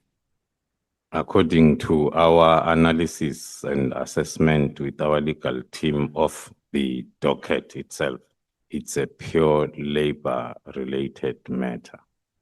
Okay. The second issue, okay, so on the coincidences, Advocate Andrea Johnson was involved there with that docket recall and the letters. Given all of this, General, you said yesterday that you don't look at a crime just in terms of what's done, but you look at motive. What do you believe is the motive of Advocate Andrea Johnson? Looking at the question that also came up yesterday, whether I concur with Jan Kwanas when he refers to our arrest as a project, I will confirm that based on what we have seen, it is the motive was for the project first to be disrupted, and secondly, the reforms that I am leading the implementation thereof in the division also to be disrupted. So in essence, given your characterization of the cartels, would you then say you think that Advocate Johnson is part of the cartel? Not part of the cartel, but one can say based on the suspicions that we have that the arrest was meant to disrupt the project, then we can say it talks to that characteristic of having then the criminal justice being sympathetic to the cartel. Or enabling, facilitating? Okay. Yes. General, what is your view on this matter that this whole thing is about a Zulu war, as Mr. Matlala testified? Do you know of any Zulu war? Are you part of a Zulu war? There is nothing like that we have noticed. There was a question from one of the honorable members that was talking to a cartel or a group of three, which is made up of people from Limpopo and others from KZN, and they did not even grow up together. So the Zulu war story is not something that we know of. Did you work well with Minister Mkhunu within the SAPS when he was still, well, yeah, Minister Mkhunu? When he was the Minister of Police. He is the Minister. Maybe without wasting time of the honorable member, I will say we were talking with the minister before he was even the Minister of Police. There was investigation undertaken by the PKTT in Nongoma area when there was a killing spree of councillors that was taking place. And that was the time when I first received a call from Minister Mkhunu when he was still a Minister of Water and Sanitation. And then coming to the question of working together, one was under the impression that we are still going to find each other. So one cannot be in a position to say we were working together. We had not got an opportunity to really work together. And then your relationship with General Sibiya, you testified yesterday, so I'm not going to ask you to repeat that.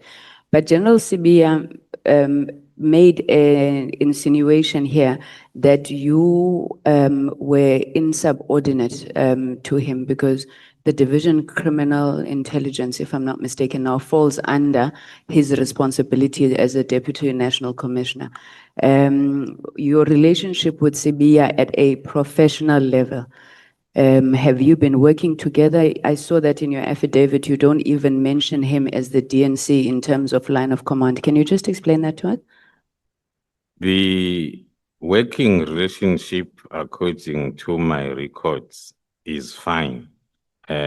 When then he gave that testimony, I went through our WhatsApp communication. From the first day when he was appointed, I was reporting to him each and every activity that we were busy with in our division. And with all the submissions, we will go and brief him first before we go with him to the National Commissioner. And then things changed. That's why I had to do that quick analysis to check as to where did it go wrong. And then I realized that then from August 2024, then the communication started then to be, because he will start sending messages that I'm investigating him and the all types of accusations. So the communication changed from operational and professional reporting to accusations, and then it closed the space of professional interaction and reporting up until the December incident up to now. Okay. Thanks, General. Through your testimony, I think the committee, well, not even just through your testimony, even our own experience, Mr. Matlala is clearly an unreliable witness if he's not a liar. But I'm interested in the allegations that he made against General former Minister Bheki Cele. In the course of your work, have you uncovered anything, or are you investigating those particular allegations? We don't know what to believe anymore when it comes to Mr. Matlala. So have you come across, before Mr. Matlala's testimony, any accusations that Minister Cele would have taken money from Mr. Matlala? In terms of our investigation, we have not picked that part. We have picked a lot of people that have interacted with Mr. Matlala in terms of exchange of money, but then we have not picked up anything with regards to the former Minister of Police. Yes, in most cases, monies are also exchanged physically in cash, but we also follow those types of activities, but we had not picked up anything so far. Thanks, General. So the core mandate of this ad hoc committee is really to look at the veracity and the extent of the allegations that General Mkhwanazi has said. And I'm going to ask you a couple of questions, General, which are really looking at the veracity of the allegations. I do want to give a preamble that says that Minister Mkhunu is sitting at home now. In my understanding, there's two main allegations against Minister Mkhunu. One is that he overreached his authority when he gave the directive to disband. And the second one is that he's allegedly a member of a cartel. Now, on the first one about overreach, you testified that the way that the PKT was established is the way it should be disestablished. And you gave us the hierarchy there, where you said the president, the IMC, and then minister, national commissioner. So is it your testimony that besides the fact that the minister did not consult the IMC, it was well within the ambit of the minister to direct, because that is how it would have been formed in the first place? According to my understanding and my view, the minister did overreach because those are operational powers of the National Commissioner to establish and de-establish the task team. Even the provincial commissioners, they have those powers. So I will make an example of the task team that was established through the directive of the minister in December, when then the minister did not write an instruction, spoke with the National Commissioner in terms of the Eastern Cape challenges, and then the National Commissioner then established the task team. Okay, I don't want to belabor this point, so we can pass, but I do want to say everywhere where I look in your affidavit, there's 4 instances of approvals when it comes to the task teams. Whether it is reports, it's a recommendation by National Commissioner, whether it is this establishment plan is a recommendation, all the approvals reside with the minister. But I want to move on to the next allegation that is made against the minister. So you testified, General, and I hope I'm not going to use words interchangeably. I don't know the difference between a syndicate and a cartel, and maybe you could just speak to it. But in paragraph 108, you said that Mr. Molefe is a known cartel member. And then I think you then said here he is dealing in drugs. Is he just dealing in drugs, or you believe he's a business person who exerts influence over SAPS officials? Is it part of your tenderpreneurship characterization? That is correct, Honorable Member. Now, you then said these cartels are organized criminal networks with clear objectives. General Mkhwanazi then testified before Madlanga that Mr. Matlala and Mr. Molefe were members of the Big Five cartel. Is that your understanding as well? That's correct. Okay, what is the relationship link between Mr. Matlala and Mr. Molefe that draws that conclusion that they are a member of this cartel? In terms of evidence that we have that is going to be placed before court as their matters are consolidated, we will be then at liberty to dwell on that part of evidence. Okay, I'm asking this because on paragraph 127, you had said that if the National Commissioner had not referred the Jerry Bushukha case to you, Matlala may not have been on your side. So you seized the phone, you analyzed this data. So are you then saying that, well, would it be correct to say that your argument is that there is a cartel based on the information that would have come from Mr. Matlala's phone? That is correct, Honorable Member. Our investigation, as it's indicated in my statement, that stems from the killing of Mr. Aman Swart. The first person that was identified was Mr. Katiso Molefe, whom then we have linked with the killing.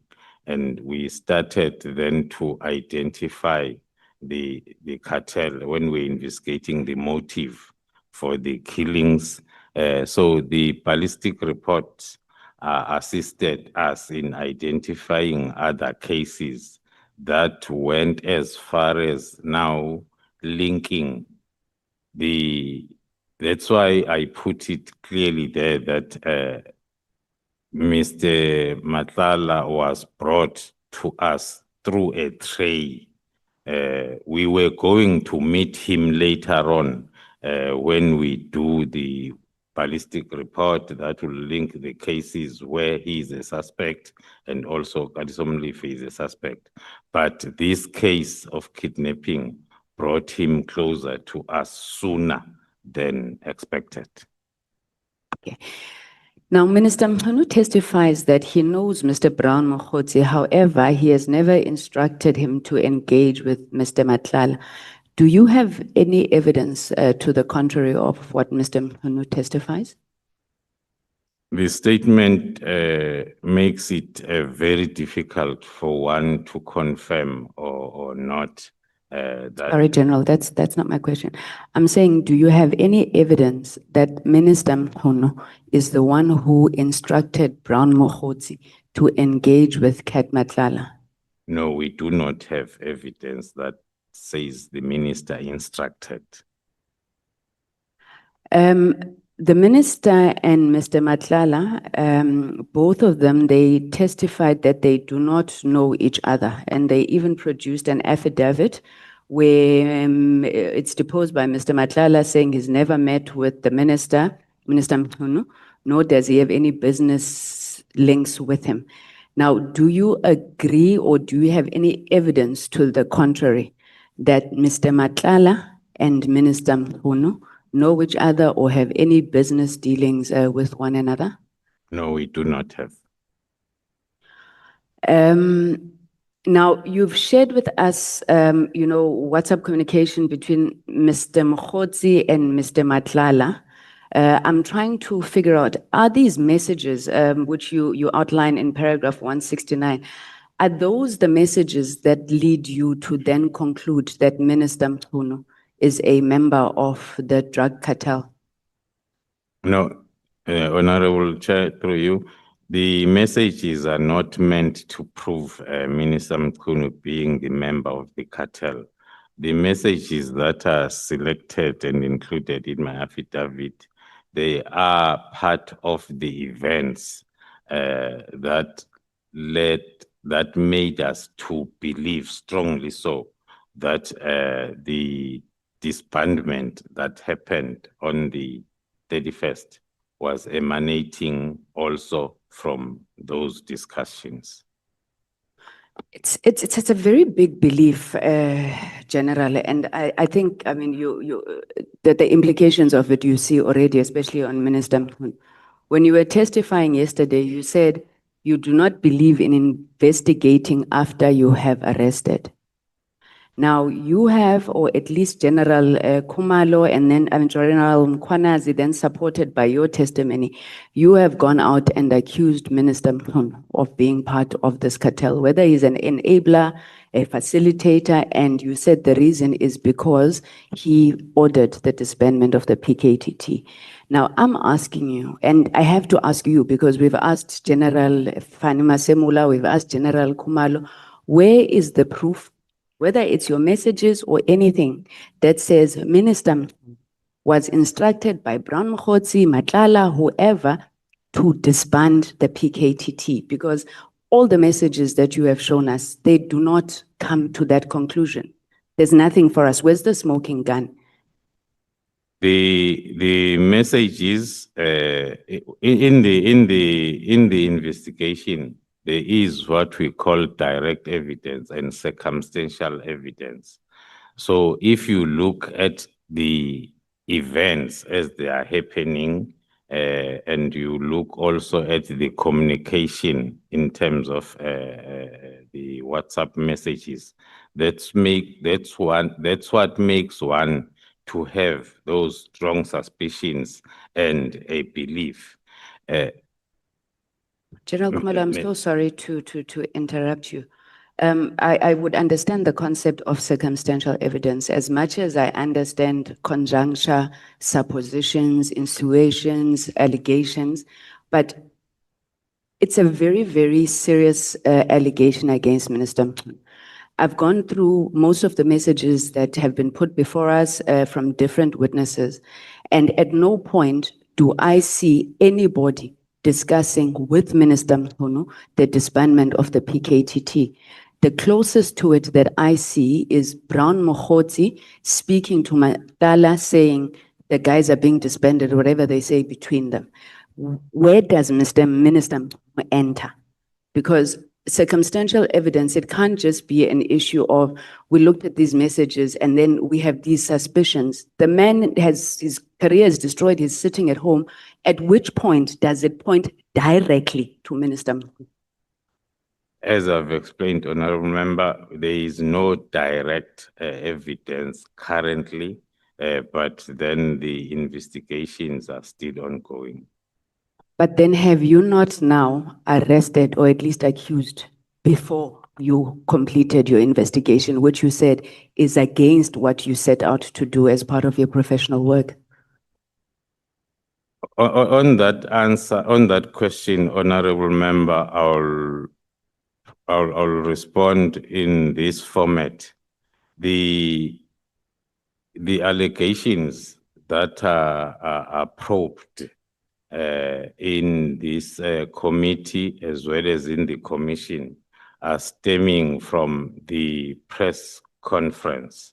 And then there are investigations that are ongoing that are not included either in the press briefing and also, as I indicated yesterday, in the affidavits that are submitted to. General, do you believe that General Mkhwanazi erred in going out and making such accusations in public against Minister Mkhunu when you are still investigating? You have no evidence that you're able to adduce before us that Minister Mkhunu is part of a cartel. No, I don't believe so. So it's correct to go around and accusing people and saying we're still investigating? It depends, Honorable Chair, as to the situation as well as the narrative, because the press briefing is not an affidavit. And then the investigations, as there are affidavits that are included. It's before us, General, both yourselves. You've put affidavits before us. And when we're asking you, where is the evidence to back up the statements that you've put in the affidavit? It can't be that it was a press briefing. That's what I'm trying to explain, Honorable Member, that there are lots of investigations that are ongoing, stemming or coming from the press briefing. Okay, thank you very much, General. Maybe just to close off this issue of Minister Mkhunu. Do you have any communication between Minister Mkhunu and Mr. Molefe, the other member of the cartel?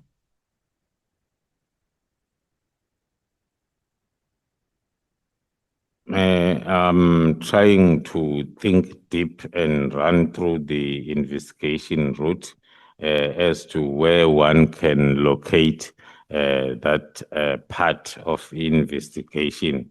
But in terms of this submission, it's not included, but it is the subject of investigation on the main cases.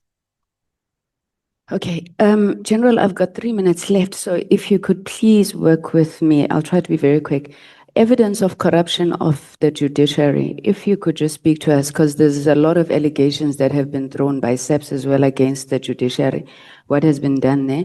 And then my final question, in the event I'm not going to come back, what is it going to take to fix these problems at SEP, which some of us believe are linked to personalities, but what will it take?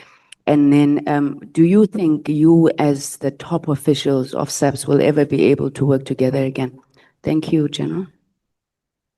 Thank you, Chair. To work together, maybe starting from the end, reversing, working together, it's still possible, and it has been there for a very long time. And then the current problems started with maybe the new appointments that then did not gel in terms of the work that is supposed to be done from the top management point of view. So I believe it can still be fixed. Corruption against the judiciary. In terms of corruption against the judiciary, on our findings so far, we can confirm that there are strong suspicions of the whole of criminal justice system being affected or infiltrated. There are individual investigations that are taking place. I cited a lot of examples yesterday from the Eastern Cape judgment on Namhla case to the bail decision in Gauteng in terms of Pesitau and also Mr. Mlife's continuous bails. So there are investigations that are ongoing in terms of getting evidence, criminal investigation. Thank you. Chair, maybe through you, may we please request that the committee writes to SEPS and request the names of the judges that SEPS says are implicated. I don't believe the work of the committee will be complete without that. Thank you. Thank you very much, General. Thank you so much. And let me reconfirm that your time is only ending now. Because honorable members, there has been a speaker before Honorable Sangoni took the platform. That was Honorable Breitenbach. I could see that you had forgotten and you think that I'm giving the ANC an undue advantage. We don't work like that. We are men and women. We are men and women of integrity. Yeah. We are men and women of integrity. We have moral standards which we will never lower because they impact on our credibility as individuals. That's how we must be known and that's how we must be respected. Can I take the Chief Whip?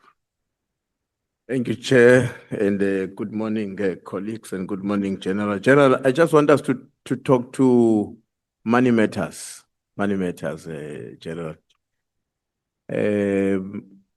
One of the reasons that were advanced by the minister with regard to his decision for the PKTT to be disbanded was the issue of the budget. That it was taking a lot of money, but there's a sense that maybe some of the money could not be properly justified. Let me just give you an example and then you'll comment. For instance, we have it on record, having listened to many witnesses who came before us, including your CFO, that for a period of 5 years, up to 2025, February 2025, you have already spent over 100 million rands on overtime. And it's broken down in the following way: 2018, 19, 17 million, 19 and 20, 26 million. Maybe when you comment, you'll also indicate why does it fluctuate the way it does. 2020 to 2021 is 21 million. 2021 to 2022 is 14 million. 2022 to 2023 is 15. 23-24 is 3.6, and then the last one is 13 million. What is your comment on that? Right. Thank you, Honorable Chair, honorable members.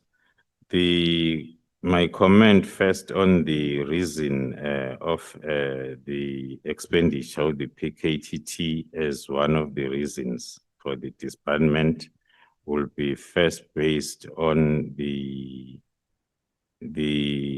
deduction that it's an afterthought reason that came very late without the engagement that was supposed to take place from within SAPS, so as we are able to explain and account to the minister in terms of expenditure.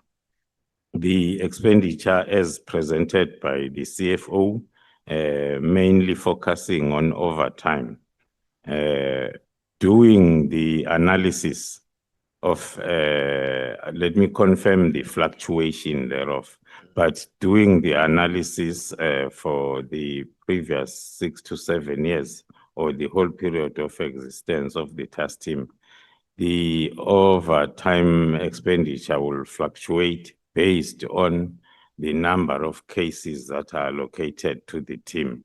There is a time, although I won't remember exactly, when there was a discussion in terms of increasing the allocation of overtime budget based on the reason that the team, especially the investigating officers, the number remained the same. Now, once you have more cases that are now at court, it means the same investigating officers are spending their 7 to 4 time sitting at high courts for 2 to 3 weeks to 3 months when the matter is there. That will force then the investigation of the new cases to be done after hours and over weekends. That there is a time when one can have access to that fluctuation where the overtime increased because of that reason. So is there a clearly spell out procedure which you have that properly regulates the way in which this overtime payment are being done? Yes, Honorable Chair, honorable members, the overtime allocation will be estimated in the budget, and thereafter, the cost center, the current cost center for the PKTT is KwaZulu-Natal province, head of finance. So each commander of the team will apply for certain hours of overtime to the Majok commander, giving reasons and duties that will be performed after hours or over the weekend by those members. And that application will go out of the task team, will go to the finance section of the province, KZN, for approval. So that is the standard procedure that is in place in order to put controls that the PKTT operators or management are not both the player and the referee, in the fact that they approve the duties and they also approve the overtime. So they will approve the duties to be performed after hours or over the weekend and submit to finance in KZN for them then to approve. And that approval first gets the recommendation by the provincial finance head, and then it will go to the deputy provincial commissioner crime detection for final approval. That is the standard procedure. Okay. Gerald, what is meant by, in your budget items, there's something that is called cell phones, consumables, and section 205. Maybe I'll understand the consumables being the airtime, data, and all of that. But what is meant by 205, section 205? Yeah, thank you, Honorable Chair, Honorable Members. It's a short word that talks to each and every investigation will need then the part of the investigation talks to the application of communication data to the service providers. So that expenditure is for, I can't remember which service provider, I think it's Telkom, that is selling us as the police or as government that information. Others then are giving it for free, but then you need to provide consumables like the discs to save those bulks of communication data. But the cell phones, they are not procured annually. So, or they are procured annually. So if I'm a member of a PKTT, I have to make use of a cell phone and you give me today. Are you giving me another one next year, or I have to remain with the same phone?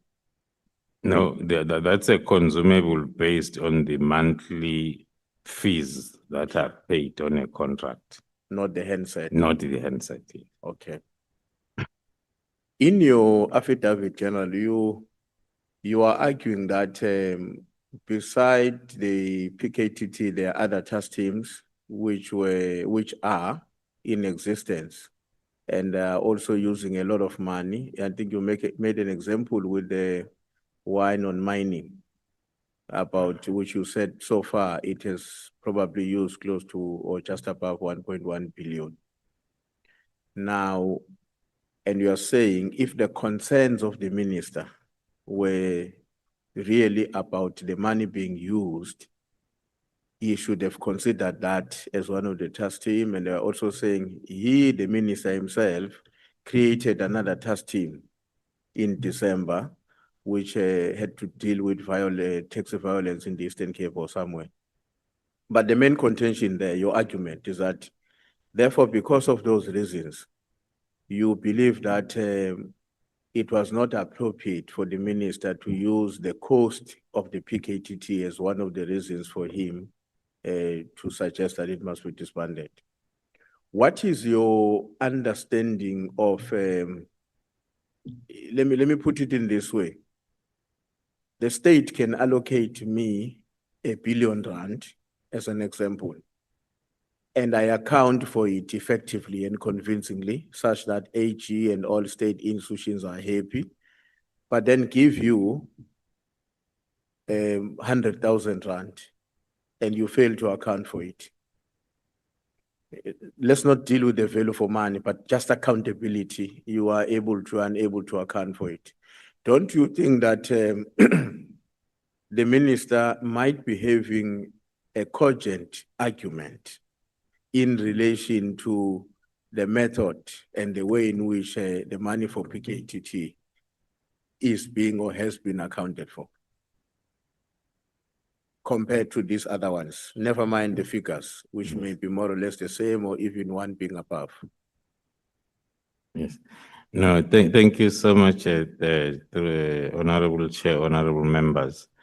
The reason why we are scrutinizing, I scrutinized that reason for my affidavit was firstly to show that it is my belief that it's not true when you refer to the political killings task team. The budgets for all the interventions are assigned to the particular cost center that is responsible for accounting for each and every cent. So the CFO is the chief of all the cost centers. And then the CFO's office is doing the continuous monitoring and making those that are running the cost centers to account. So the expenditure by the political killings task team is not different from the expenditure from any other task team. The scores are the same for accommodation, for meals, for S&T allowance, for overtime is the same throughout. And the central cost center in Pretoria is the one that is monitoring then the expenditure by these task team. So the PKTT is not a standalone team that is spending this money differently or treated differently or given the money. No, the expenditure and the scores are the same across the task teams. The reason why we are flagging the new task team for December that was initiated during the tenure of the minister, firstly was to show that the task team approach is not something that you can get rid of. Task teams will always be needed as and when there is a need, where you need to attend to a problem that needs the task team approach. Secondly, then was to show that the expenditure cannot be the reason, because the expenditure of PKTT, irrespective of the amounts, is not different from the expenditure by any other task team. So General, maybe to make it easier for somebody like me who's external, the amount of money paid for a member per hour on overtime is the same across the board. The distinction may be the frequency and the number of hours. That's what you're saying. That is very correct. The task team does not have a separate dispensation. Task team members are treated the same as all other government employees in terms of overtime tariffs. The difference might be hours. So where we witness a jump on the budget, a fluctuation on the budget, what is the best way for us to understand that? How do we explain it, or how would you explain it to us? Where there's that fluctuation I was reading from 17 million rand at some point to 26 million rand. Yes. As I've tried to explain, Honorable Chair, honorable members, that the fluctuation might be necessitated by different factors.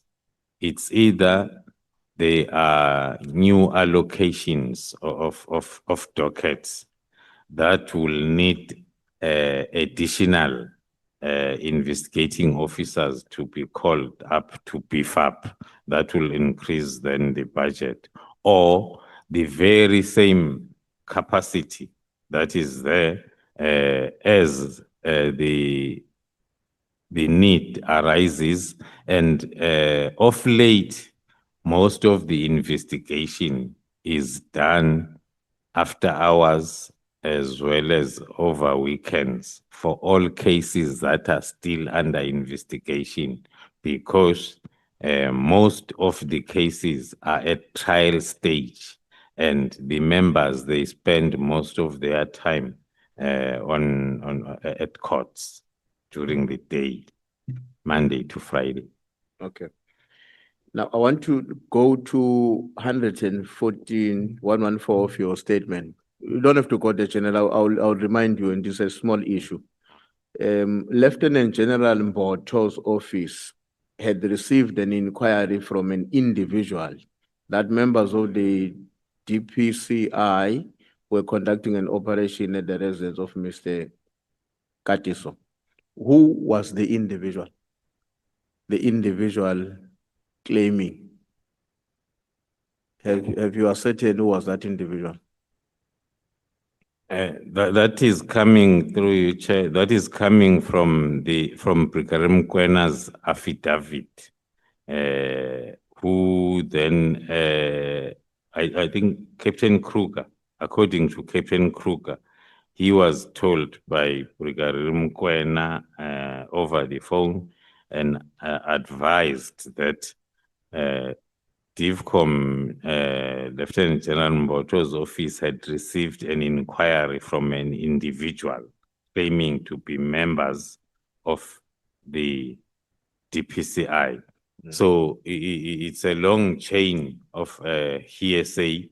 Then the individual that would have called General Mboto, according to our investigation on that chain, is the former national head, who is the one who then informed General Mboto to attend to that complaint.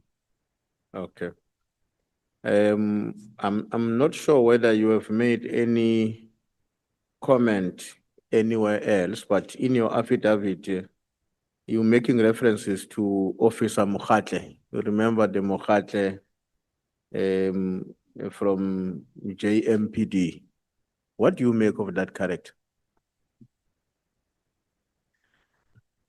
The character, based on our investigation up to so far, talks to those members that are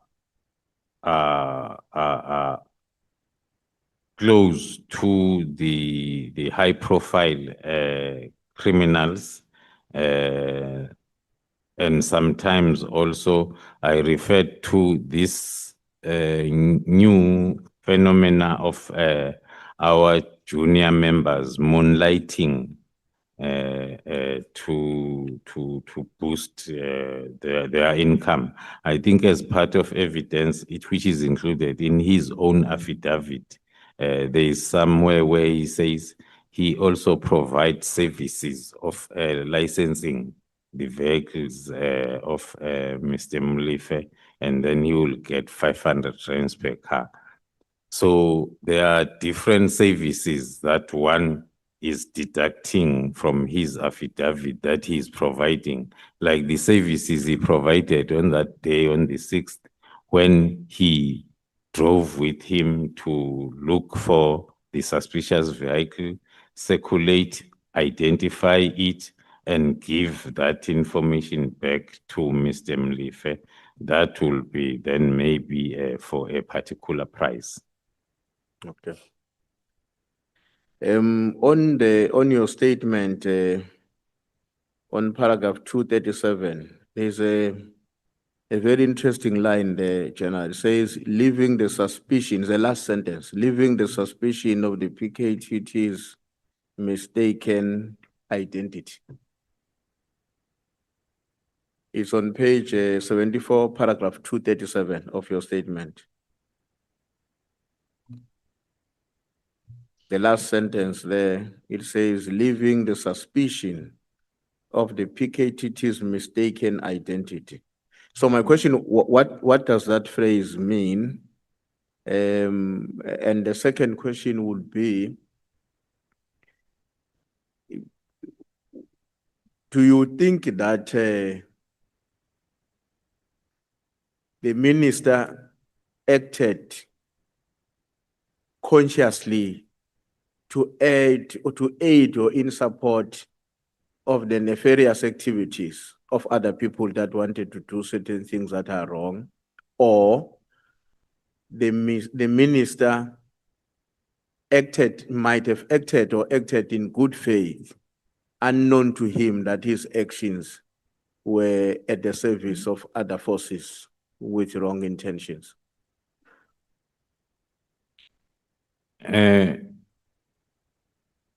When the disbandment letter came out with a reason, I think there is only one reason that is provided there.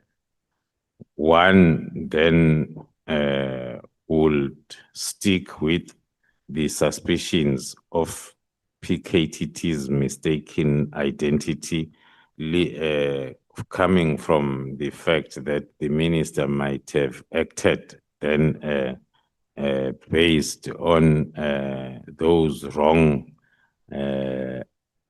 advices from people that wanted the PKTT to be disbanded.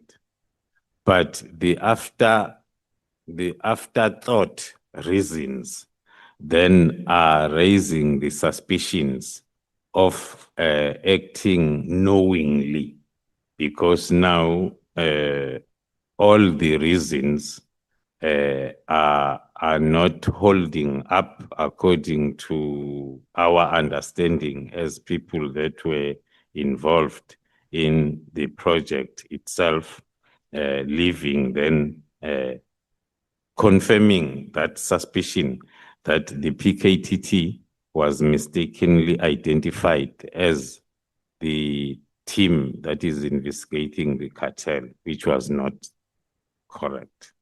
Okay. When we listen to General Pasani, the former National Commissioner, one of the assertions he made was that he believes that there should be a distinction between a person who is your substantive role and the one who heads the operational task of the PKTT. What is your comment on that? His view was that this should not be the same person. What's your take on that? I will not agree with that assertion if it's without the reasonable reason.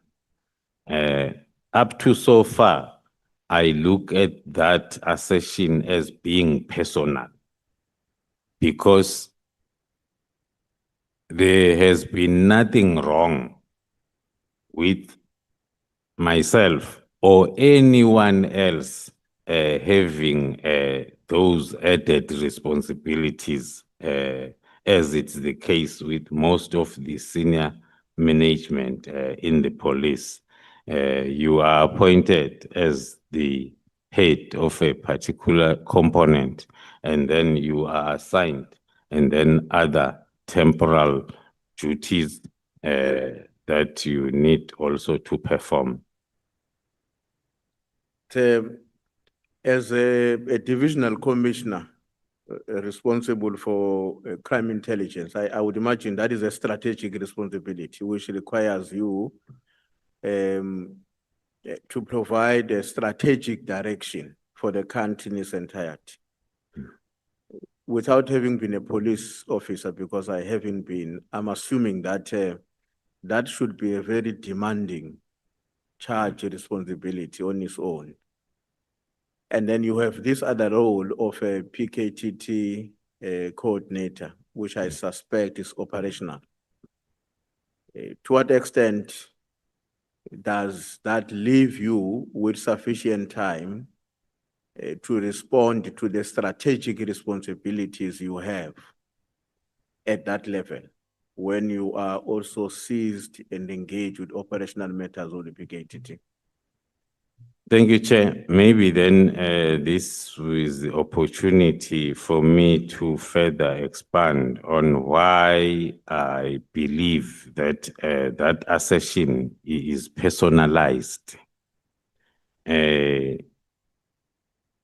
explained the methodology of the PKTT, and according to my understanding,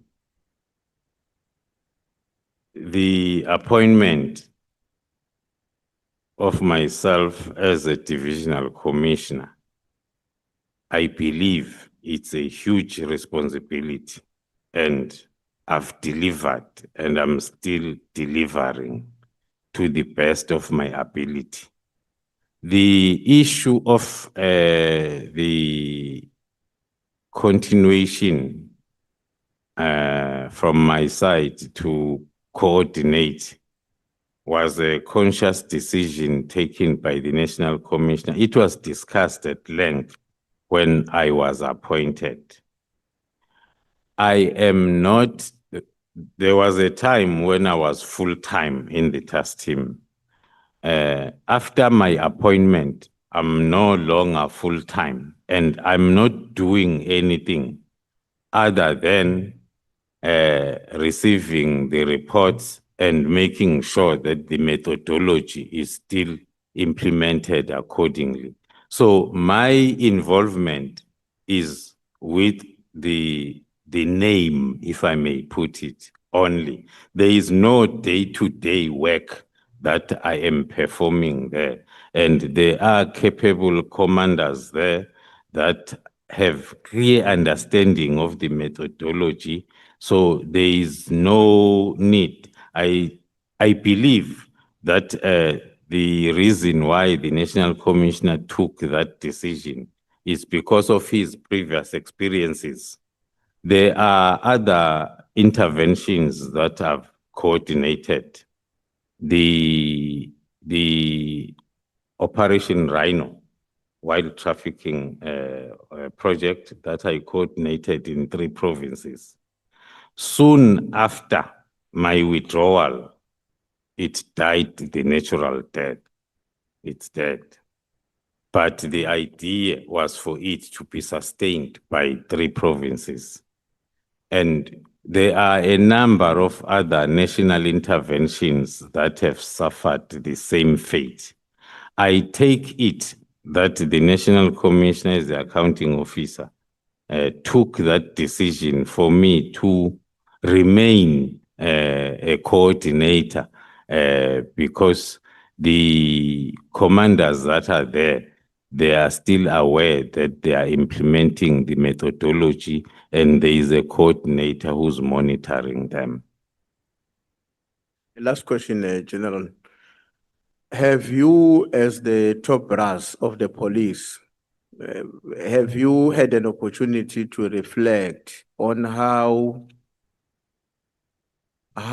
best to replicate or to take some of the what you believe are brilliant skills or coordination that has been with the PKTT and various other law enforcement agencies and replicate it at a national level? Have you thought about how can it be done in such a way that one will be cost effective, but secondly, the skills and the capability which you believe has been outstanding on the part of the PKTT can also be adapted to the rest of the country to deal with issues of the similar nature? Thanks, Chair. Thanks, General. Thank you, Chair. There's been numerous attempts. Maybe let me start by saying we have been recommending that for a very long time. And there's been numerous attempts to discuss and implement that. There was a period when there was an instruction that each province must send between 5 or 6 members to the PKTT to learn the methodology. Indeed, it happened. We welcomed members from all 9 provinces, and they were given the theory during the night, and then during the day they will go out for practicals with the PKTT members. It was well and good. But as soon as they went back, the instruction was then implement what we have learned. The problem that we have is there are no Kumalos in these 9 provinces who believe in this methodology, because this methodology needs the support from senior level. Now, when these junior members, they get back, I still receive calls even today from some of those members that were trained and they believe in this, but then their commanders, then they believe otherwise. Thank you so much, Honorable Skosana. Thank you, Chair. So Kumalo, you are saying each province must have a Kumalo why? Thank you And very everyone much. has why. Hello. Ngikulochise General Khumalo. Just to say it, Skosana, Chief Whip, in case you get pressed for time, you are released. Thank you. Ngithokoze General Khumalo. Ngizokuthoma mhlambe ngokukubuza ngento ezinenganyana lapha ku issue ye-IDEC. Mara kokuthoma ngifuna ukuku-assure that the issue of the Minister of Police being his life being in disarray, I don't think it's true, because the minister still enjoys the benefits of Parliament, because he's on a suspended leave, he's getting his salary, he's got bodyguards, he's better off. In fact, it's a perversity of justice as far as we are concerned as Umkhonto weSizwe, that the president has erred in that. But I'll start by saying the issue of IDEC. Who arrested you?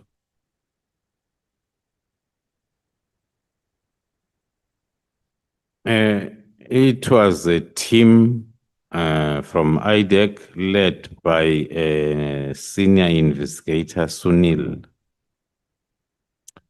Is this the same individual previously mentioned being part of the alleged rock unit at IDEC? Yes, based on the evidence or discussions that have followed, yes. Honorable James reportedly mentioned to Andre Johnson, the IDEC head. Do you agree that maybe the rock unit is operating with IDEC? Or that institution is not independent? Or is compromised? Based on our experiences of late, we agree. I agree. I personally agree. Thank you. That's the case. You mentioned that you were prosecuted by IDEC. This unit was reportedly granted powers to conduct inquiries, gathering information, open cases, investigate, and prosecute. In your view, should we as lawmakers review that? Thank you, Chair. I strongly believe that that particular section needs to be reviewed, if not that act as a whole, because then it makes it easier for the institution to be used in situations like the one we are facing. Honorable Cameron raised concern about the alleged takeover of the security clusters by Khan of the Crime Intelligence, Sibia, Subnational DNC, Sisoko, Deputy Head of IDEC, Advocate Patpoi, Head of NPA. In the light of this development, would you say that your arrest and the Mkwanazi media briefing ultimately proven to be a blessing for this country? One have to agree, because as I was narrating the timeline yesterday, because of time, I could not get to the finishing line to say I'm arrested. We are arrested on the 26th, 27th of June, and then there is a press briefing on the 6th of July. Today we are here. Thank you, General. In her own admission, when I asked Advocate George Johnson about the participation on the interview of her husband,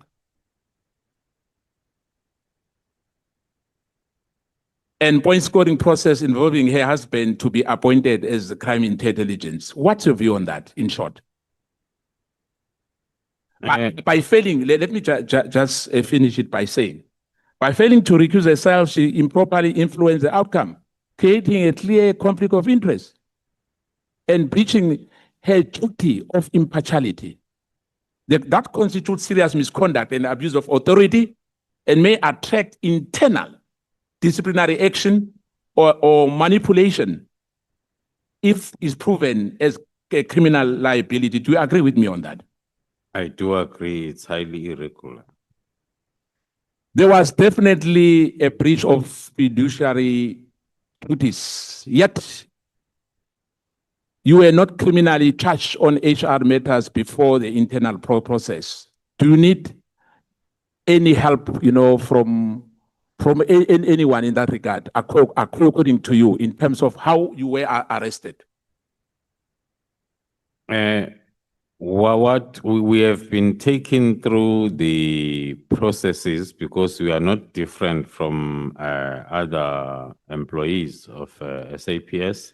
We have been temporarily transferred out of the environment, and then there's been investigation departmentally conducted, and we have been cleared. When it comes to the criminal part, we have successfully opposed the bail condition that, according to us, was encroaching to the departmental processes, which was like suspending us indirectly, that says we must not go back to the offices. So we have successfully fought that part. The only part that is remaining now is for us to go on trial. We'll appreciate that opportunity to go on trial and listen to the evidence led, and then we defend ourselves. Coming to the issue of Brigadier Nkwashu, you said that he took food and clothes to Katiso Molefe while he was in custody. Is that true? That is correct. We have affidavits and evidence talking to that. Is Brigadier Nkwashu charged as we speak here? I won't be in a position to confirm the HR-related processes. From our side, we submit reports to the accounting officer, and then the accounting officer then will deal with those reports the normal way, like referring them to the HR department to institute actions. Don't you think that it would be fair that Brigadier Nkwashu be charged for what he did? Everybody who, according to our information and evidence, interfered and is still interfering with our operations needs to be charged. both departmentally and criminally. And there are investigations that are ongoing because the interference has not stopped. It's continuing every day. Coming to, I know that this matter is in court. The sense of your case investigation, it was intelligently driven investigation, am I right? Not sure, honorable member, because I was not involved in that investigation of Senzo Mewa case. So the issue of Gininza, you don't know, it was not approved by you. No, it was before my time. Now that we know that a country relationship, a corrupt relationship with EMPD, the issue which you've spoken about and is on your affidavit, that a JPE member, I think Mokhatle, is taking 500 rand from Mr. Mulife for registering cars. Did you charge Mokhatle for that? Because that's criminal. The process so far, we have submitted the report to the department, which is JMPD. From our side, that is one of the dockets that are with the NPA for decision. I guess there's negligence and indolent as far as these matters are concerned, in a sense that they drag for too long, because our people, abantu angibeke ngesikhethu, abantu ekhaya bayacomplaina ngokuthi mhlambe imraro le eyenza ukuthi kube nongwaranwarana, kusho ukuthi mangikhuluma ngongwaranwarana kusho ukuthi kuna these personality clashes between the security clusters, in a sense that abantu abasanakhona confidence ngendlela izinto ziragwa ngakhona la ekhaya, ngikhuluma ngekhaya, ngikhuluma nge-South Africa, ukuthi when it comes to the judiciary, in fact, one member, unfortunately, we spoke about the issue of the judiciary for a very long time. He's been complaining for years that the judiciary is corrupt, the judiciary is captured. And as we sit here, we know today that there's one judge who's on bail in the issue of Usandlane. I think it's a church-related matter. But she's not the only one. And I guess that as a core committee, it's not about you, General, on this one. We have to take a decision on that matter, because we can't make allegations and it ends as allegations. I know that Nina njengabantu abantu kanjalo aba responsible for the safety of South African citizens. There's nothing wrong of what you did, and I'm going back to that issue of the minister, because we have to connect the dot. The court will decide whether a right in the investigation of what, or let me put it, your findings, whether you are correct, is not upon you. Your job is to investigate. And hence I'm saying to you, there's nothing wrong of what you guys did when it comes to the issue of the minister, because the issue of disbandment as well, whether Mukhotsi, Ket Matlala, and General Sibia were, according to the statement which you put before us. For me, from where we are sitting as Umkhonto Wesizwe, we believe that there's nothing wrong which was committed by you as an investigating officer or any state agents, because those are investigations. You haven't judged the minister as yet. The court will decide. And hence I was saying to you earlier, there's nothing wrong with that. But coming to this General, I'm going to pose a few quick questions for you as well. I'm going to say to you,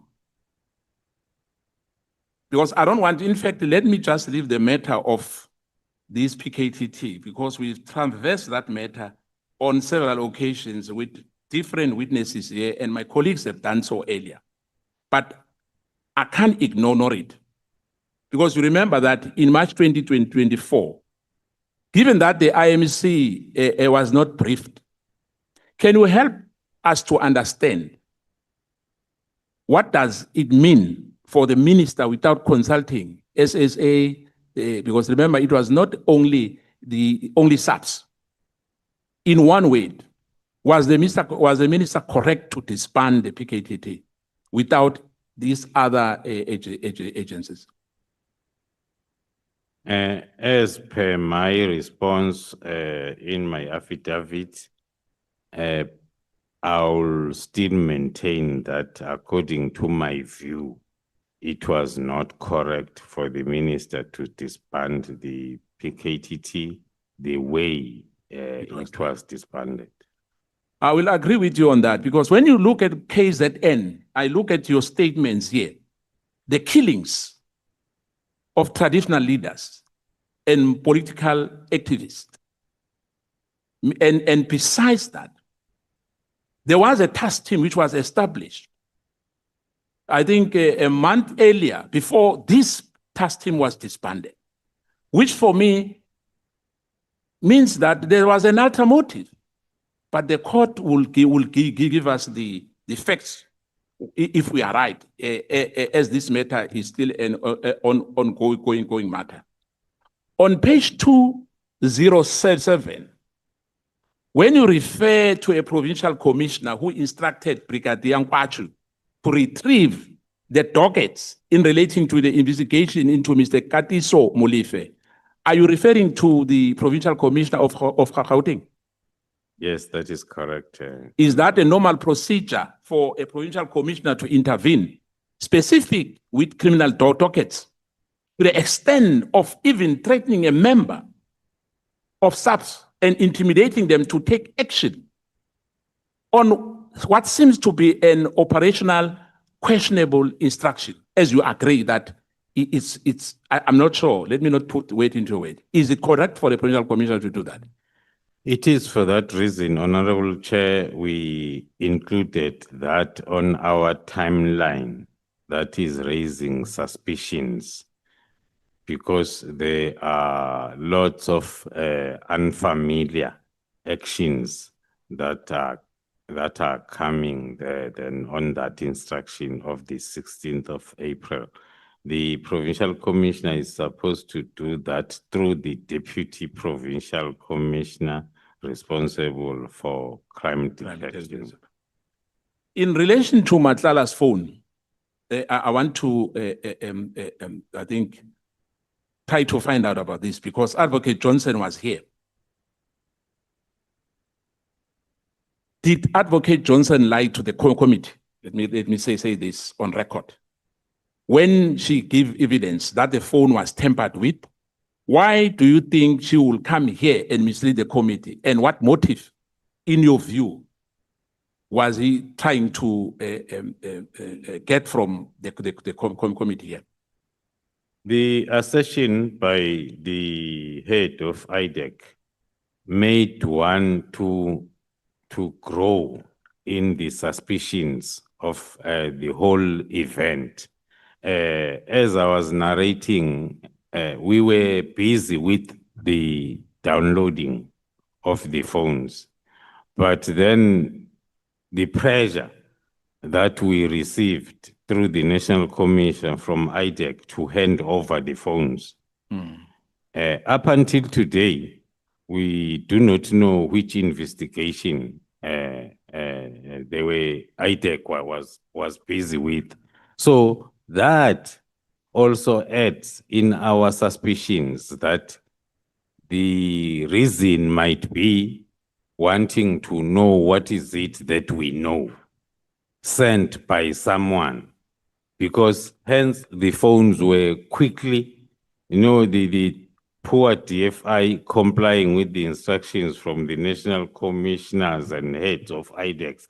That's why the phones had to package without switching them off, because it was, but up until today, the only thing that I instructed, that I had power to do, I said, investigating officer and the commander, you sit, you don't get out of the room when they download. Until they were done, they must reseal in front of you and hand. It happened within 2-3 hours. But that raised suspicions from us as to what was the reason Somewhere in other circles, there is a question, what is the rush? Because if you have been investigating Ket Matlala and you hear that there is a team that has charged him and they are in possession of his phones and they are still working on his phones, why can't you wait? Thank you. And thereafter you request. So it's those facts that makes us include issues like that in my affidavit. Ket Matlala mentioned several people, you know, when we visited him at the Hoshimamburu, that he was close to both General Shibiri, General Sibia. He then said General Sibia is the most powerful job at SAS because he's able to redirect any target. Is that true? It's a misinformation and misplaced, or it does not have those powers to redirect any docket. As a Deputy National Commissioner Crime Detection, he is responsible for the policies as well as to ensure that that function takes place. But people that are owning the dockets starting from lower level, first is the station commander. That's why then each and every case is given the station name. And then from there is the district commander to the provincial commissioner.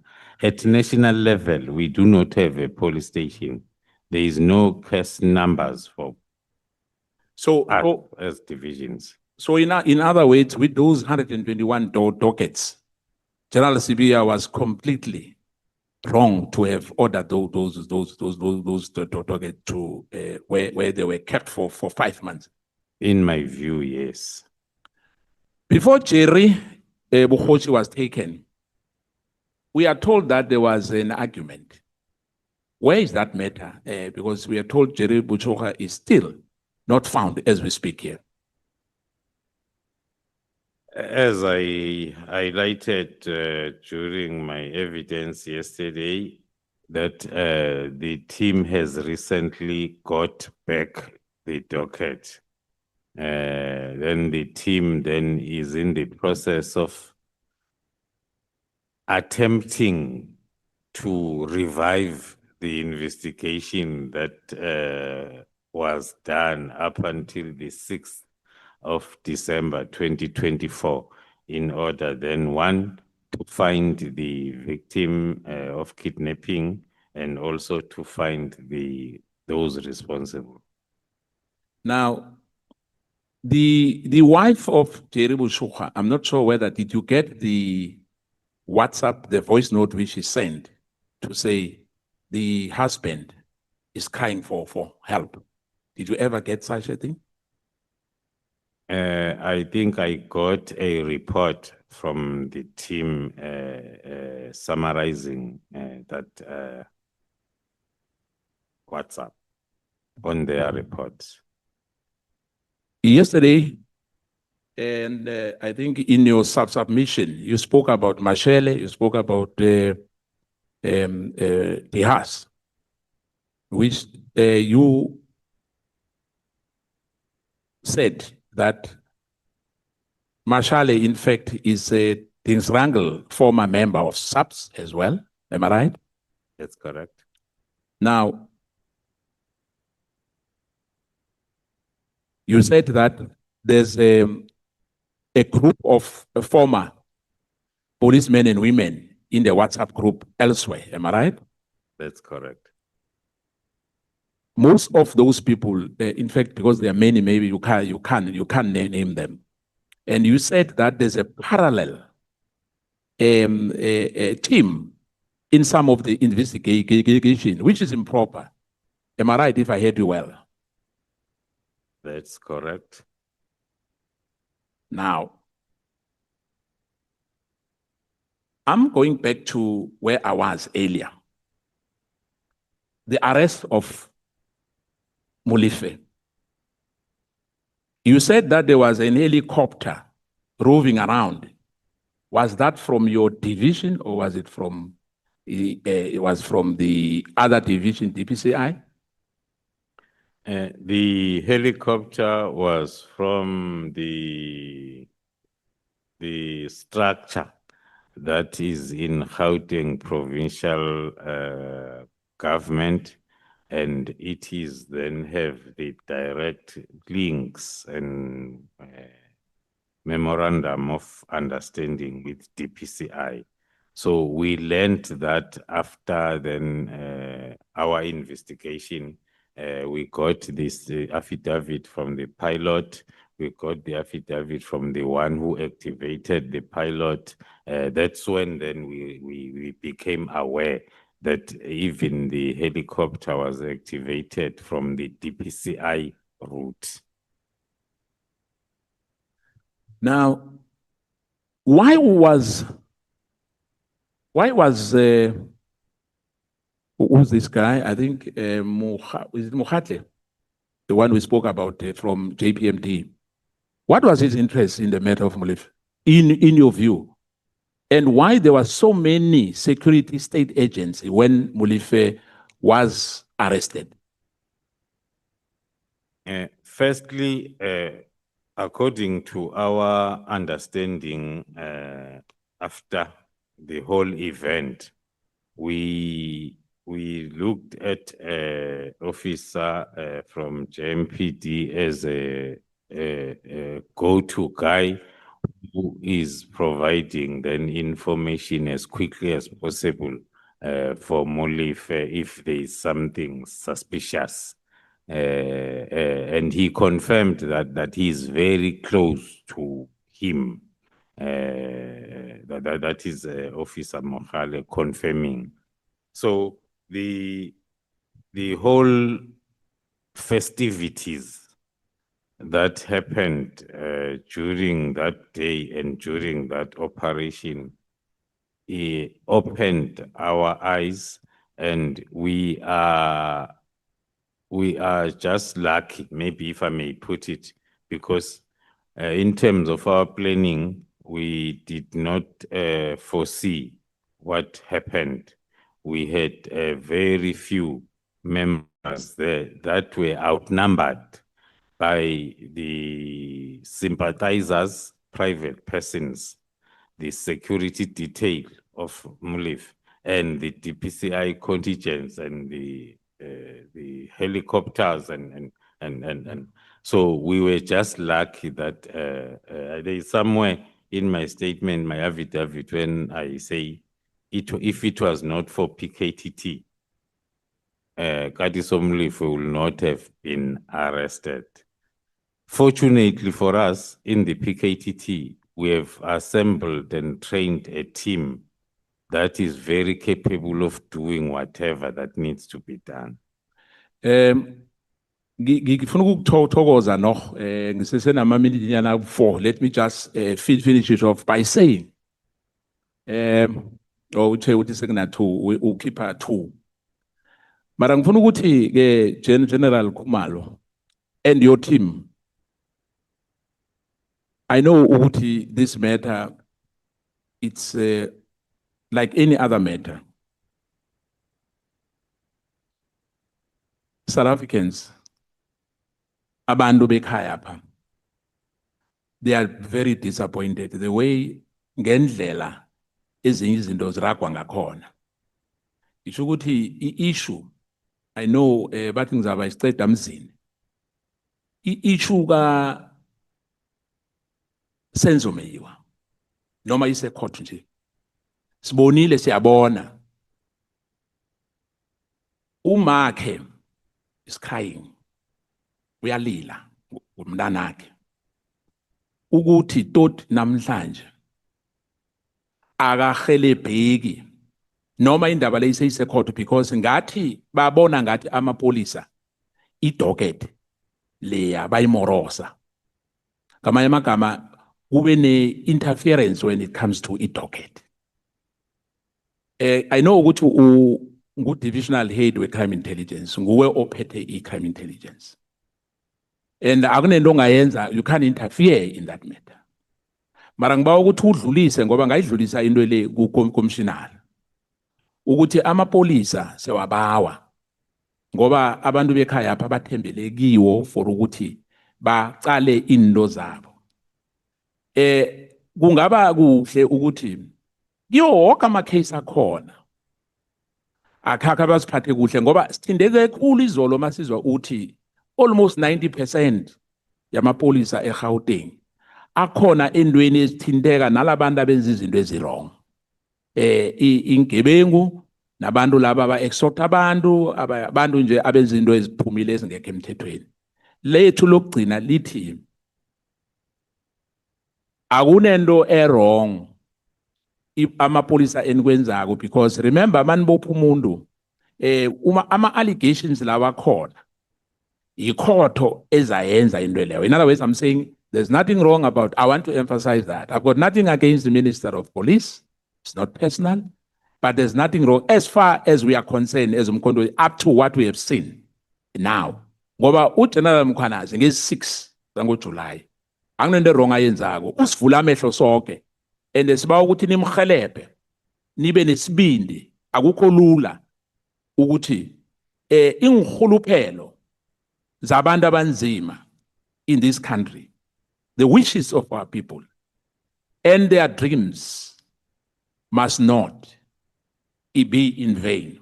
Ngoba sithembele kunina ngaphandle kwenu asikakaphephi. Ngalawo magama ngithi man nibambe la nibambe khona ngiyangithokoza. Ngithokoze Mgcinisihlalo. Thank you so much, Honorable Skosana. But muja morago ke kgosi. Sometimes we tolerate you as the last speaker, hoping that you will say the last word and you end up taking a minute. Before we conclude, we are going to give to Advocate Arens. I just want to check one or two things with you, General. Advocate Batoi, when she was here, she said to us that the reason why investigations could have been jeopardized in the Senzo Mewa case was because there were multiple teams from the SAPS that went there doing parallel investigations on one case. And you say to us here that when you were dealing with one case, there was a situation where the Deputy National Commissioner also appointed a parallel team to go and work on the same case, and eventually the docket was even taken away from the other team. Did I hear you correctly? That's correct, Honorable Chair. How rife is such a practice on cases? Because now we have more than one cases where something like that happens, where you have parallel teams investigating on the same cases. How rife is that in the SAPS? Thank you, Chair. That is very rife. The investigation has become now an opportunity to do wrong things, depending as to especially the high-profile investigations, because there might be a team that wants to get in so as then they further their negative objectives of extorting monies from those that are or might be responsible. So that is rife. Hence, the methodology of the PKTT, as I've been explaining it yesterday, there is only one investigating officer and the rest are experts, and they are all owning that docket. One of the reasons why it's not easy for us to implement this methodology that will help on the issue that Chairperson is raising is it makes the chances of corruption, this approach makes the chances of corruption to be very slim because there is no IO who's owning the docket. The docket is owned. In fact, the accusations that I've received is I give the dockets to people that are not investigating officers. The docket remains with the analysts that are unpacking it every day. When the IO comes back with a statement, they take that statement and then they analyze it against all the evidence that they have in their respective analysis fields. So the docket is owned by the whole team, is not owned by. So Khumalo is a problem with the PKTT because this methodology that is implementing makes it impossible then for that tendency of removing the dockets to whichever team that you will want. So the involvement of this supernumeraries, because I mean, you can imagine once you have more than one team, it means the numbers are unnecessarily bloated in one case. So the involvement of this supernumeraries is driven by a more than sufficient interest in the case. That is correct, Honorable Chair, because it happens on mainly the high-profile investigations or high-profile cases. Hence, then, I will also add, Chair, that the comments that are talking to what is Khumalo doing, because he's the divisional commissioner, doing in the particular investigation. And if you get those questions coming from the leaders of the institutions, and then one suspects that it's because there are lots of dockets that if they fall on the way of Khumalo's methodology, then all the truth will come out.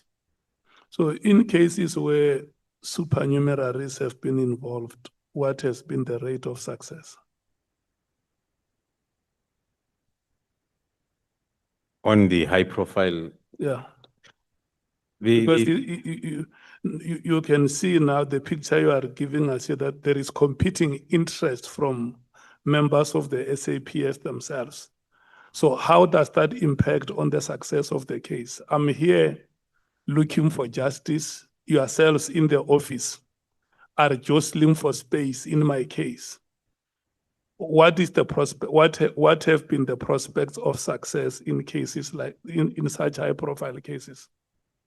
The chances are very slim, or if they are successes and they will be having challenges like in the case referred to by the honorable member, the Senzo Meiwa case.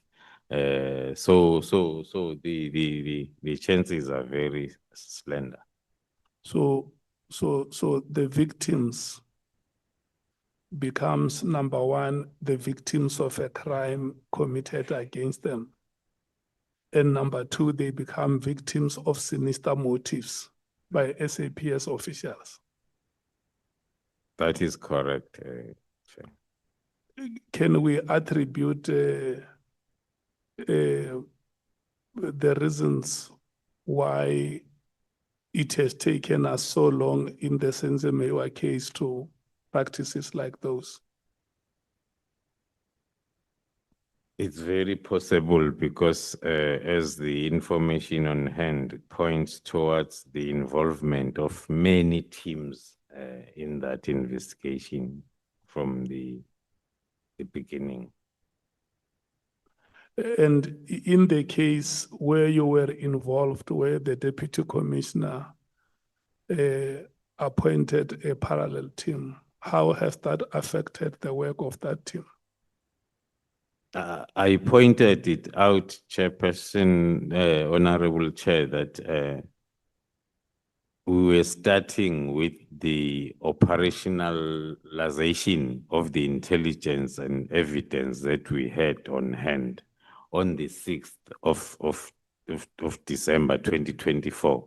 Now, when then we were halted, and then it affected the investigation because now after almost after a year, that docket is coming back, and then we have to go back and check as to what is it that is still there.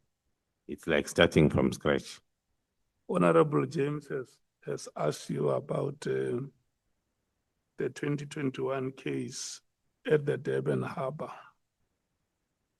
where a container with a consignment of about 500 million or more was detected by the police. Do you still remember that incident? Yes, I do, Honorable Chair. Did I hear you properly that the consignment from the container was offloaded by SAPS officials? It was the statement by the honorable member, but I concurred with her in terms of the reports that we have. You are concurring with the statement that she made, Yes, sir. and that the consignment was transported from Durban to Johannesburg. Yes, we confirm. Okay, and then in the position, because it's 5 years now since 2021, maybe 4 years and some months to complete 5 years. In the position that you are as the divisional head of intelligence, can I assume that you know those people who, or any person who would have been in that position before you? Can I assume that those officials who offloaded the consignment and transported it from Durban to Johannesburg are known in the SAPS or to the authorities? Can I make that assumption? Yes, we can make that assumption, Honorable Chair. And then are those officials still in the employ of the SAPS? It's very possible, Honorable Chair. Okay. Yeah, it's a very, very difficult one. Yeah. Okay, no, it's fine. Let's move to the next point. And this one here was made by yourself when you were responding to some questions raised by Honorable Sangon. You say that we have picked a lot of people that have interacted with Mr. Matala on exchange of money. Is that correct? That is correct. Among those people that you have picked are the SAPS officials. That is correct, Honorable Chair. And amongst those SAPS officials, would there be those that would have received money from Mr. Matala? That is correct.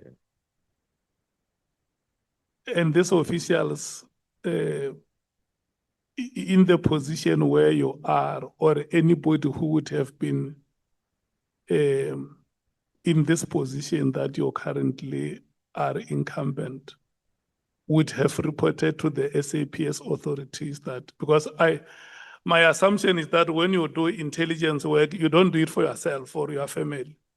You don't compile reports. There is somewhere where those reports go.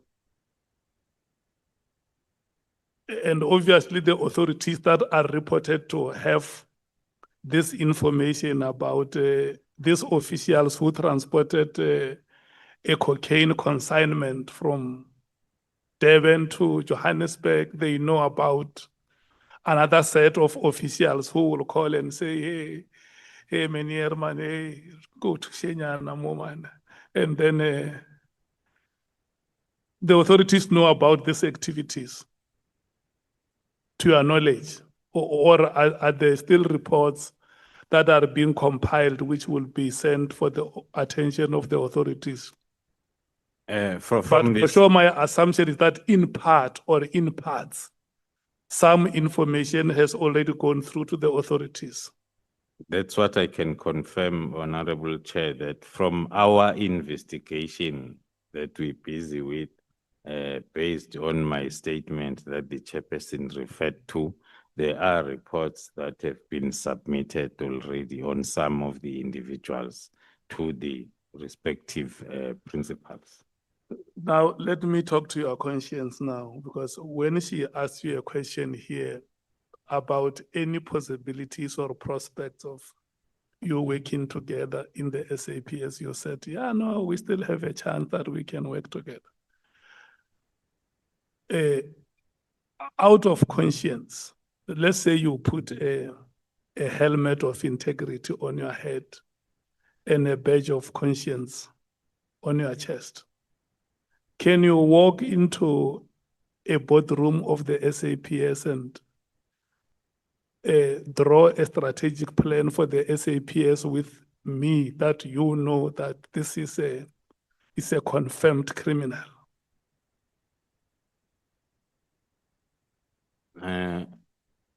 It has been happening like that, Chairperson. I want to know, can you walk conscientiously into that boardroom?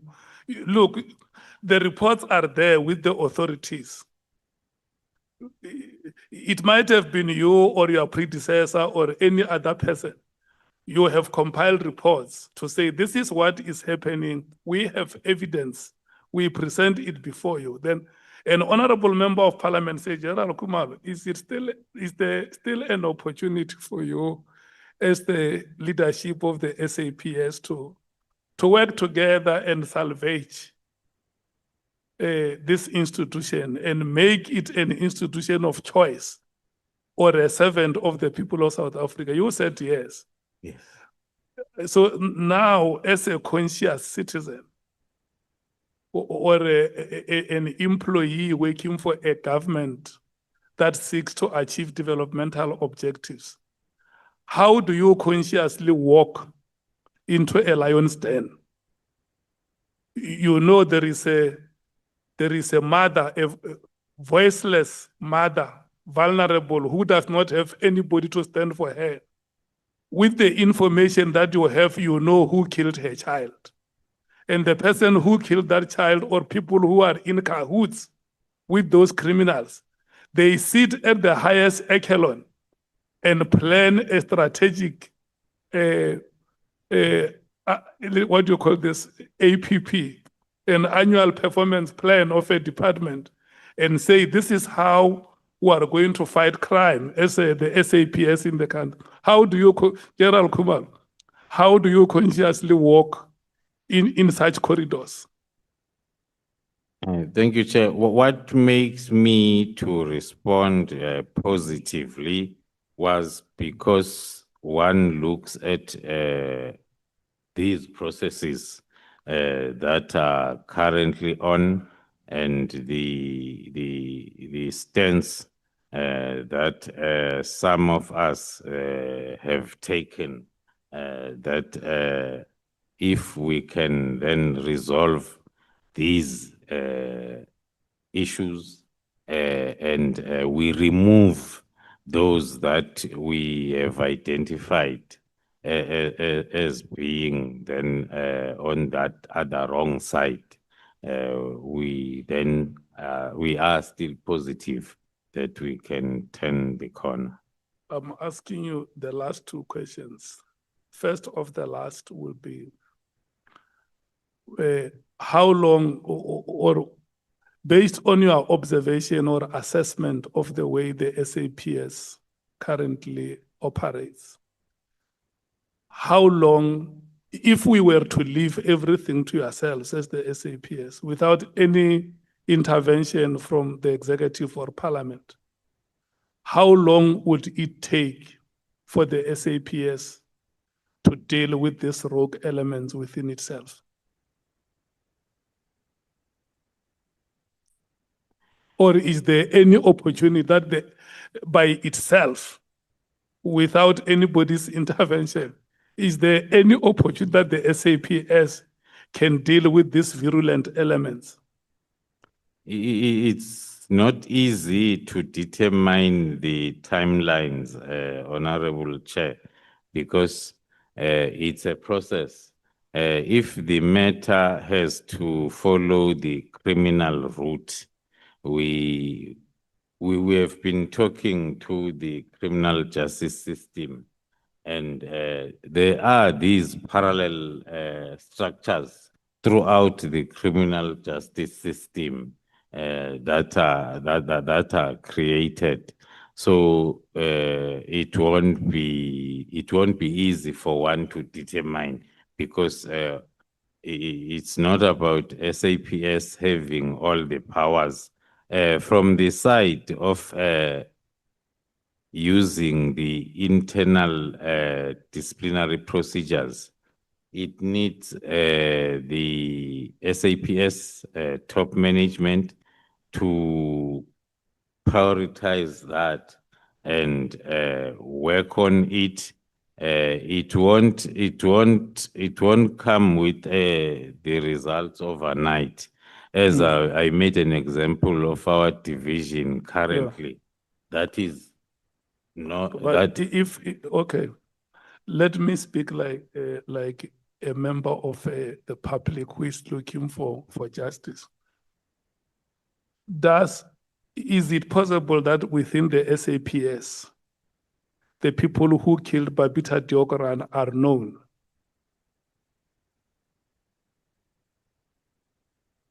Within the SAPS, it's possible. Is it possible that the people who killed within the SAPS, Yes, it's possible. or officials of the SAP, it is possible that one of the officials of the SAPS knows who killed Babita Deokaran? It's possible, Chair. And is it possible that within the SAPS, there is an official who knows the people who killed Witness D? It's possible. Is it possible that within the SAPS, there is an official who knows the people who killed DJ Waras? Very possible again, Chair. And many other victims whose names are not being mentioned. Yes. Is it possible that there could have been SAPS officials involved in the murders of those victims?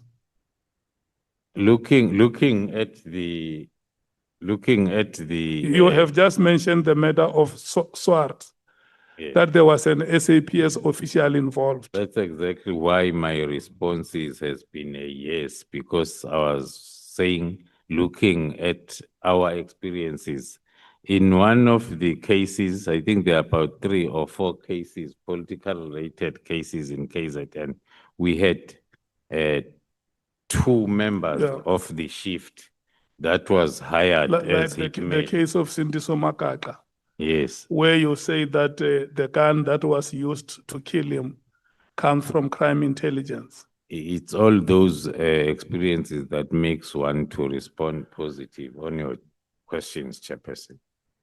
Okay. So my last question to you would be then to say, in the light of the picture that you have presented before us, the shenanigans that happen within the police officials themselves, and the escalating levels of crime where the onslaught against the public goes unabated. And with the seemingly state of paralysis that is there in the SAPS, because it's like it has been disabled. It can't arrest criminals, but it knows who the criminals are. What are the recommendations that you are making before this House of Parliament? That if the following were to be done, we think we can get the SAPS right, whether in terms of legislative interventions, in terms of policy, operational, daily operations, anything. What are the strategic interventions that you think can be done to help the SAPS to be an institution of choice for the people of South Africa? Thank you, Chair. Is firstly, according to my opinion, is to continue cleaning out the rogue elements, uniformly so, within the whole SAPS, so as then we can be able to start to have a clean SAPS that is going to focus on the same goals, other than the current moment where we have all these problems that are related to issues of integrity. And in terms of oversight, I will also, that's why I was reluctant to answer the question that talks to what is it that SAPS alone can do, because there is a need also for the strengthening of the oversight without duplicating, but strengthening it such that then it's able then to give the proper strategic overview of whatever activities that are taking place within SAPS. But how manifest is this to the provinces? Do you have, what is being depicted here at national level? Does it have manifestations at subnational level? It's possible, but one then is not having the picture currently, but it's very possible. Okay. Advocate Arends. Thank you, Chairperson. Fortunately, I actually just want to feed into or pick up from those questions you posed to General Khumalo, which I think are critical. And hopefully it's a sign that as we complete this final phase, we're thinking of possible solutions and what remedial action we can propose to Parliament. So just in relation to that, I've got a very short time, General, so I'm rather going to put these questions to you, and hopefully you can capture them and respond. There's a clear divide within SAPS at senior management level and seemingly also through the ranks, given your testimony yesterday that some 90% of the Gauteng officers are somehow working for or connected to the cartel. And this is also clearly apparent from the witnesses that have appeared. Some of these witnesses, like yourself, like General Mkhonazi and others, and there's also other witnesses who have been in the system for years, who now express support for General Mkhonazi after his 6 July media announcement. Was this discontent or tension within SAPS, was this brewing for all this time? Was it evident to you as someone who's been in the service since I think the early 90s, 1991? Has that been the case? Thank you, Honorable Chair. The response as one was growing within SAPS, you are exposed at the level where you are. So one was an operator for a long time. Then when you get to strategic levels, and then you start then realizing that there is somewhere where I made an example of a chocho by a constable or a sergeant underneath the tree there in the rural areas. Then you realize then that because as you grow up the ranks, then you get to the levels where you are, you realize that the problem is much bigger than what you knew all along as you were growing up the ranks. So I know we, and maybe as the lawyers, we're supposed to find or come up with these answers. But how do we deal with conflicting evidence, especially, and this is the part that I'm requesting your response, especially where we hamstrung by confidentiality restrictions, classified issues, which you are perhaps privy to. For example, we know of the two persons clearly that have been mentioned who are part or two of the five of the cartel, but we don't know the other names, and the other names are under investigation by crime intelligence.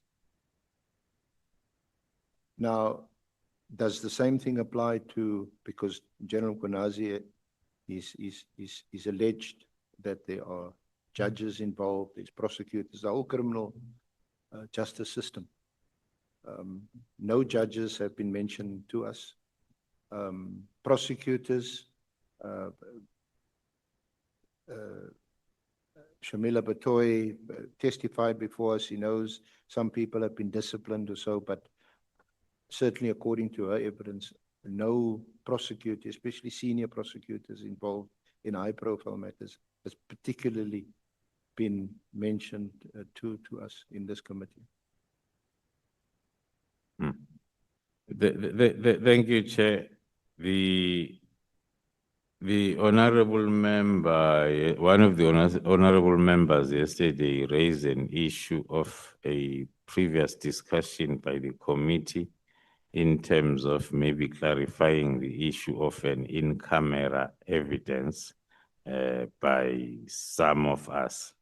As it's indicated in my affidavit that there is other evidence that one is not legally allowed to share in a public platform. So maybe then it's something that the evidence leader and the committee has to look at. Yeah, we've just recently had a meeting, and yeah, we will with the chairperson work on that a bit more. So you suggest an in-camera hearing, obviously with the authorization of the Joint Committee on Intelligence. Yes. Now, these three are related.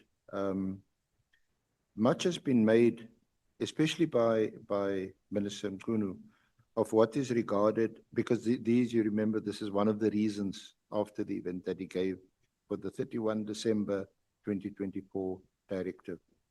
Much has been made about what is regarded as the disproportionate amount, hundreds of millions, as you know, spent on PKTT in relation to political killings, especially in KZN, as compared to the unacceptably high daily murder rate, especially in our poor communities. And in this regard, you highlighted the differences between the murder and robbery unit and the PKTT.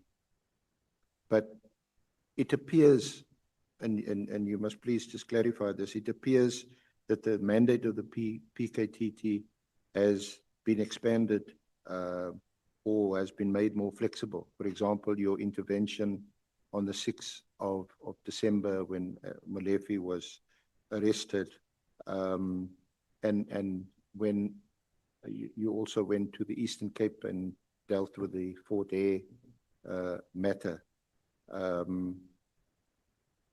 Is it the case that given your position as the head of crime intelligence and also your involvement in PKTT, perhaps not on the same level as you had been before you were appointed as head of crime intelligence, that PKTT perhaps enjoys a privileged access to classified information and is perhaps then more successful, in inverted commas, in resolving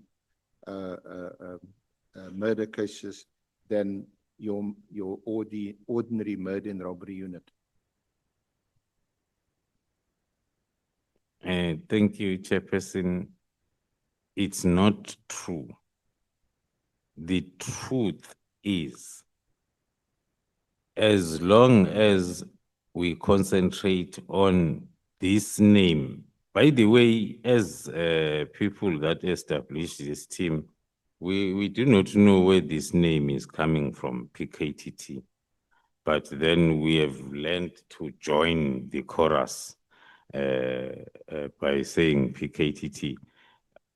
According to my view, that's where we are getting it wrong.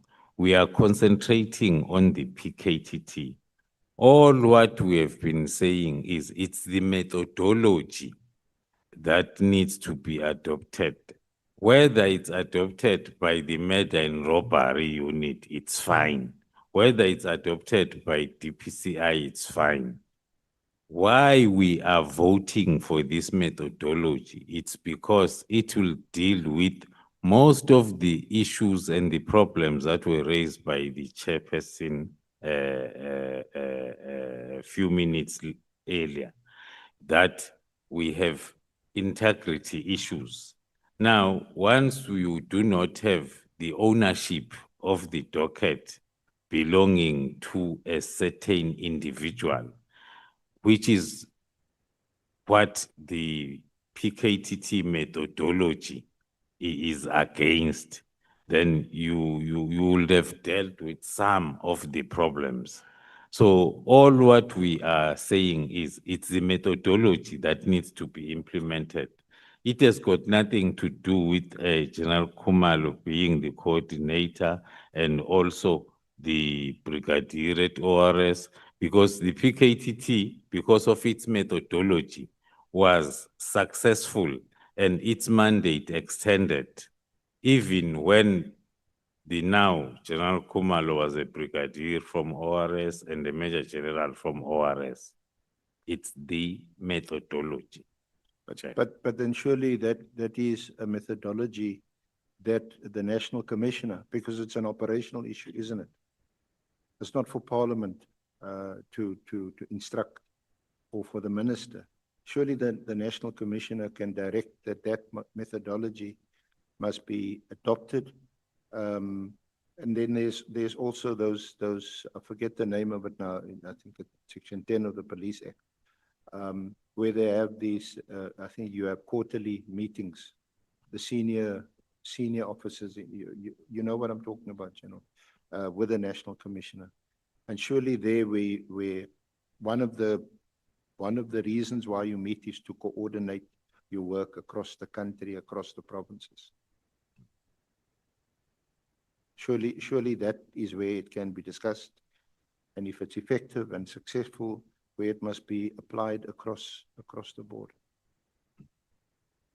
As per the example that I cited of a decision that was taken during one of the BOCs, that each province must send plus minus 5 members to PKTT to learn the methodology, which was done, but the problem was with the implementation.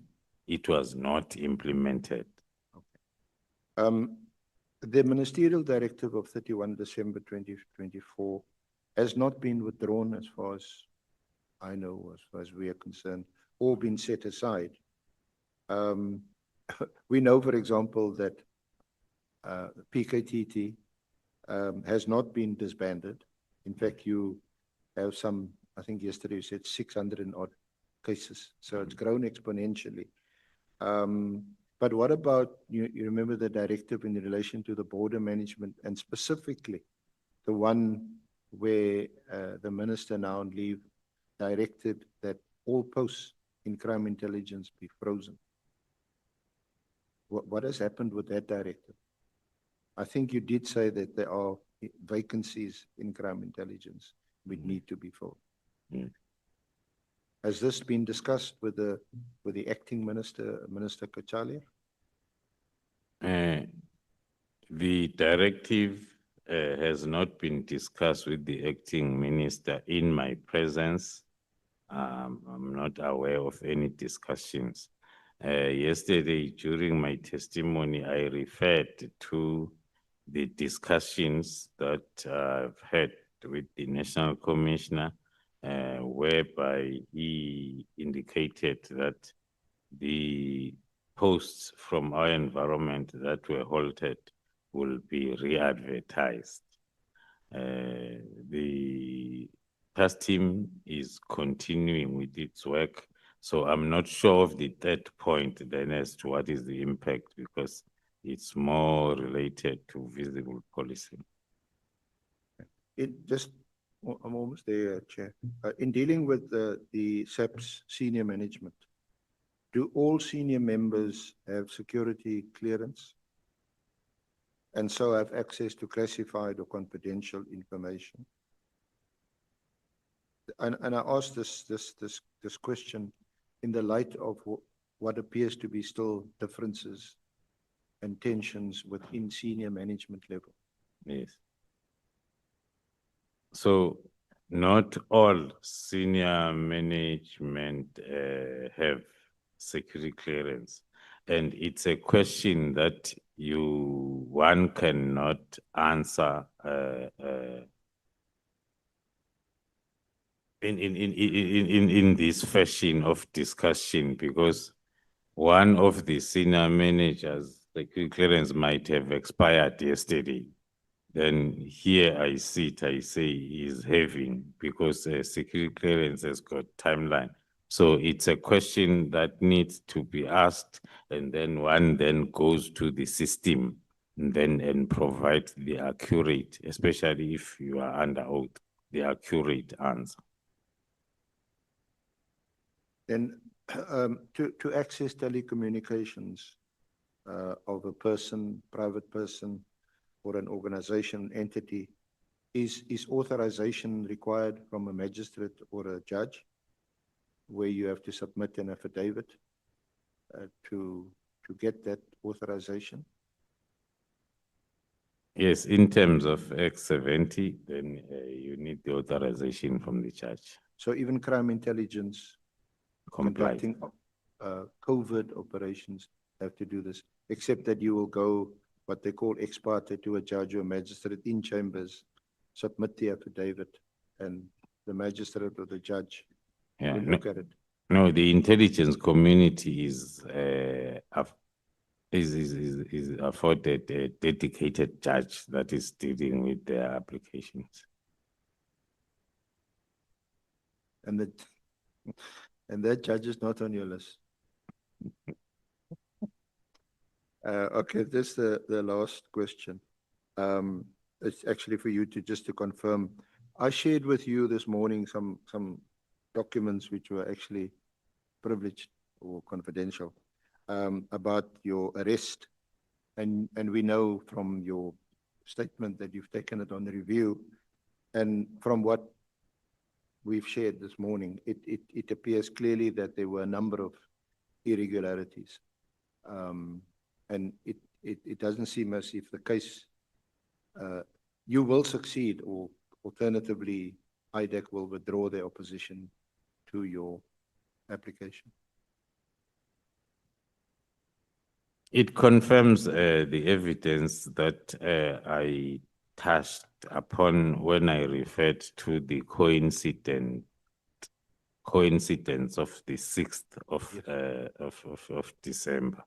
So everything up to so far, including the information that we discussed this morning, it's still confirming that coincidence. That's the 6th of December is one of our important dates. That was the date when Molepi was arrested. But it's also an affidavit with a signed in Cape Town and commissioned in Pretoria. Or something to that effect. That's correct. Thank you very much, General, and thank you for your time and your support and your dedication to the good cause. Thank you so much, Zoleka Kodash. Thank you so much for being with us from the first day until today. Andrew Bennett and Jason Felix. Thank you so much, guys. You know, Advocate Mokhaitz, when we were at the Kgosi Mampuru during that week, these journalists could not have space just to take photos, you know, because they were overcrowded by people who were not going to be with us. So these journalists have stood the test of time, and I want to thank you so much. And I believe that your supervisors are noticing the work that you are doing. I just felt that I must recognize you and thank you for the work that you are doing for your respective institutions, but also keeping the people of South Africa informed. Advocate Arendse and your team, Advocate Norman Arendse, Advocate Mariam White, and Advocate Bongiwe Mkhize. We also want to thank you for the sterling work. We are going for a very busy week next week with Mr. McBride coming here on Tuesday and Wednesday, and Mr. Julius Mukwana is coming on Thursday and Friday. We just want to thank you so much for that. Honorable members, thank you so much for your commitment and your contribution in the work of the committee. General Kumalo and your support team, we want to thank you so much for spending the last 2 days with us. We are going to have a committee meeting on Monday at 10 o'clock to deal with the issues that we must deal with preparing for the next week and the other weeks. I want to thank the staff of Parliament, led by you, Nicolette, for your ever-presence, and the staff of political parties here. Honorable Sols. No, Chair, I just wanted to remind you that one other journalist was also here from day one, Jason. Who is that one? Jason Felix. He's from Yeah. day one. No. I recognized him. Yeah, and I read the name. I was looking right at in his eyes when I read the name. He can confirm that I read his name. They will always be here. We must give them the title of Honorable. Say Honorable Zoleka, Honorable Bennett, Honorable Jason. It sounds good, eh? Honorable Skosan. Yeah, thank you, Chair, for acknowledging them. But those who were mentioned here day before yesterday who are not here, I think we must call them as well, Chair. Thank you. Who are those that were mentioned?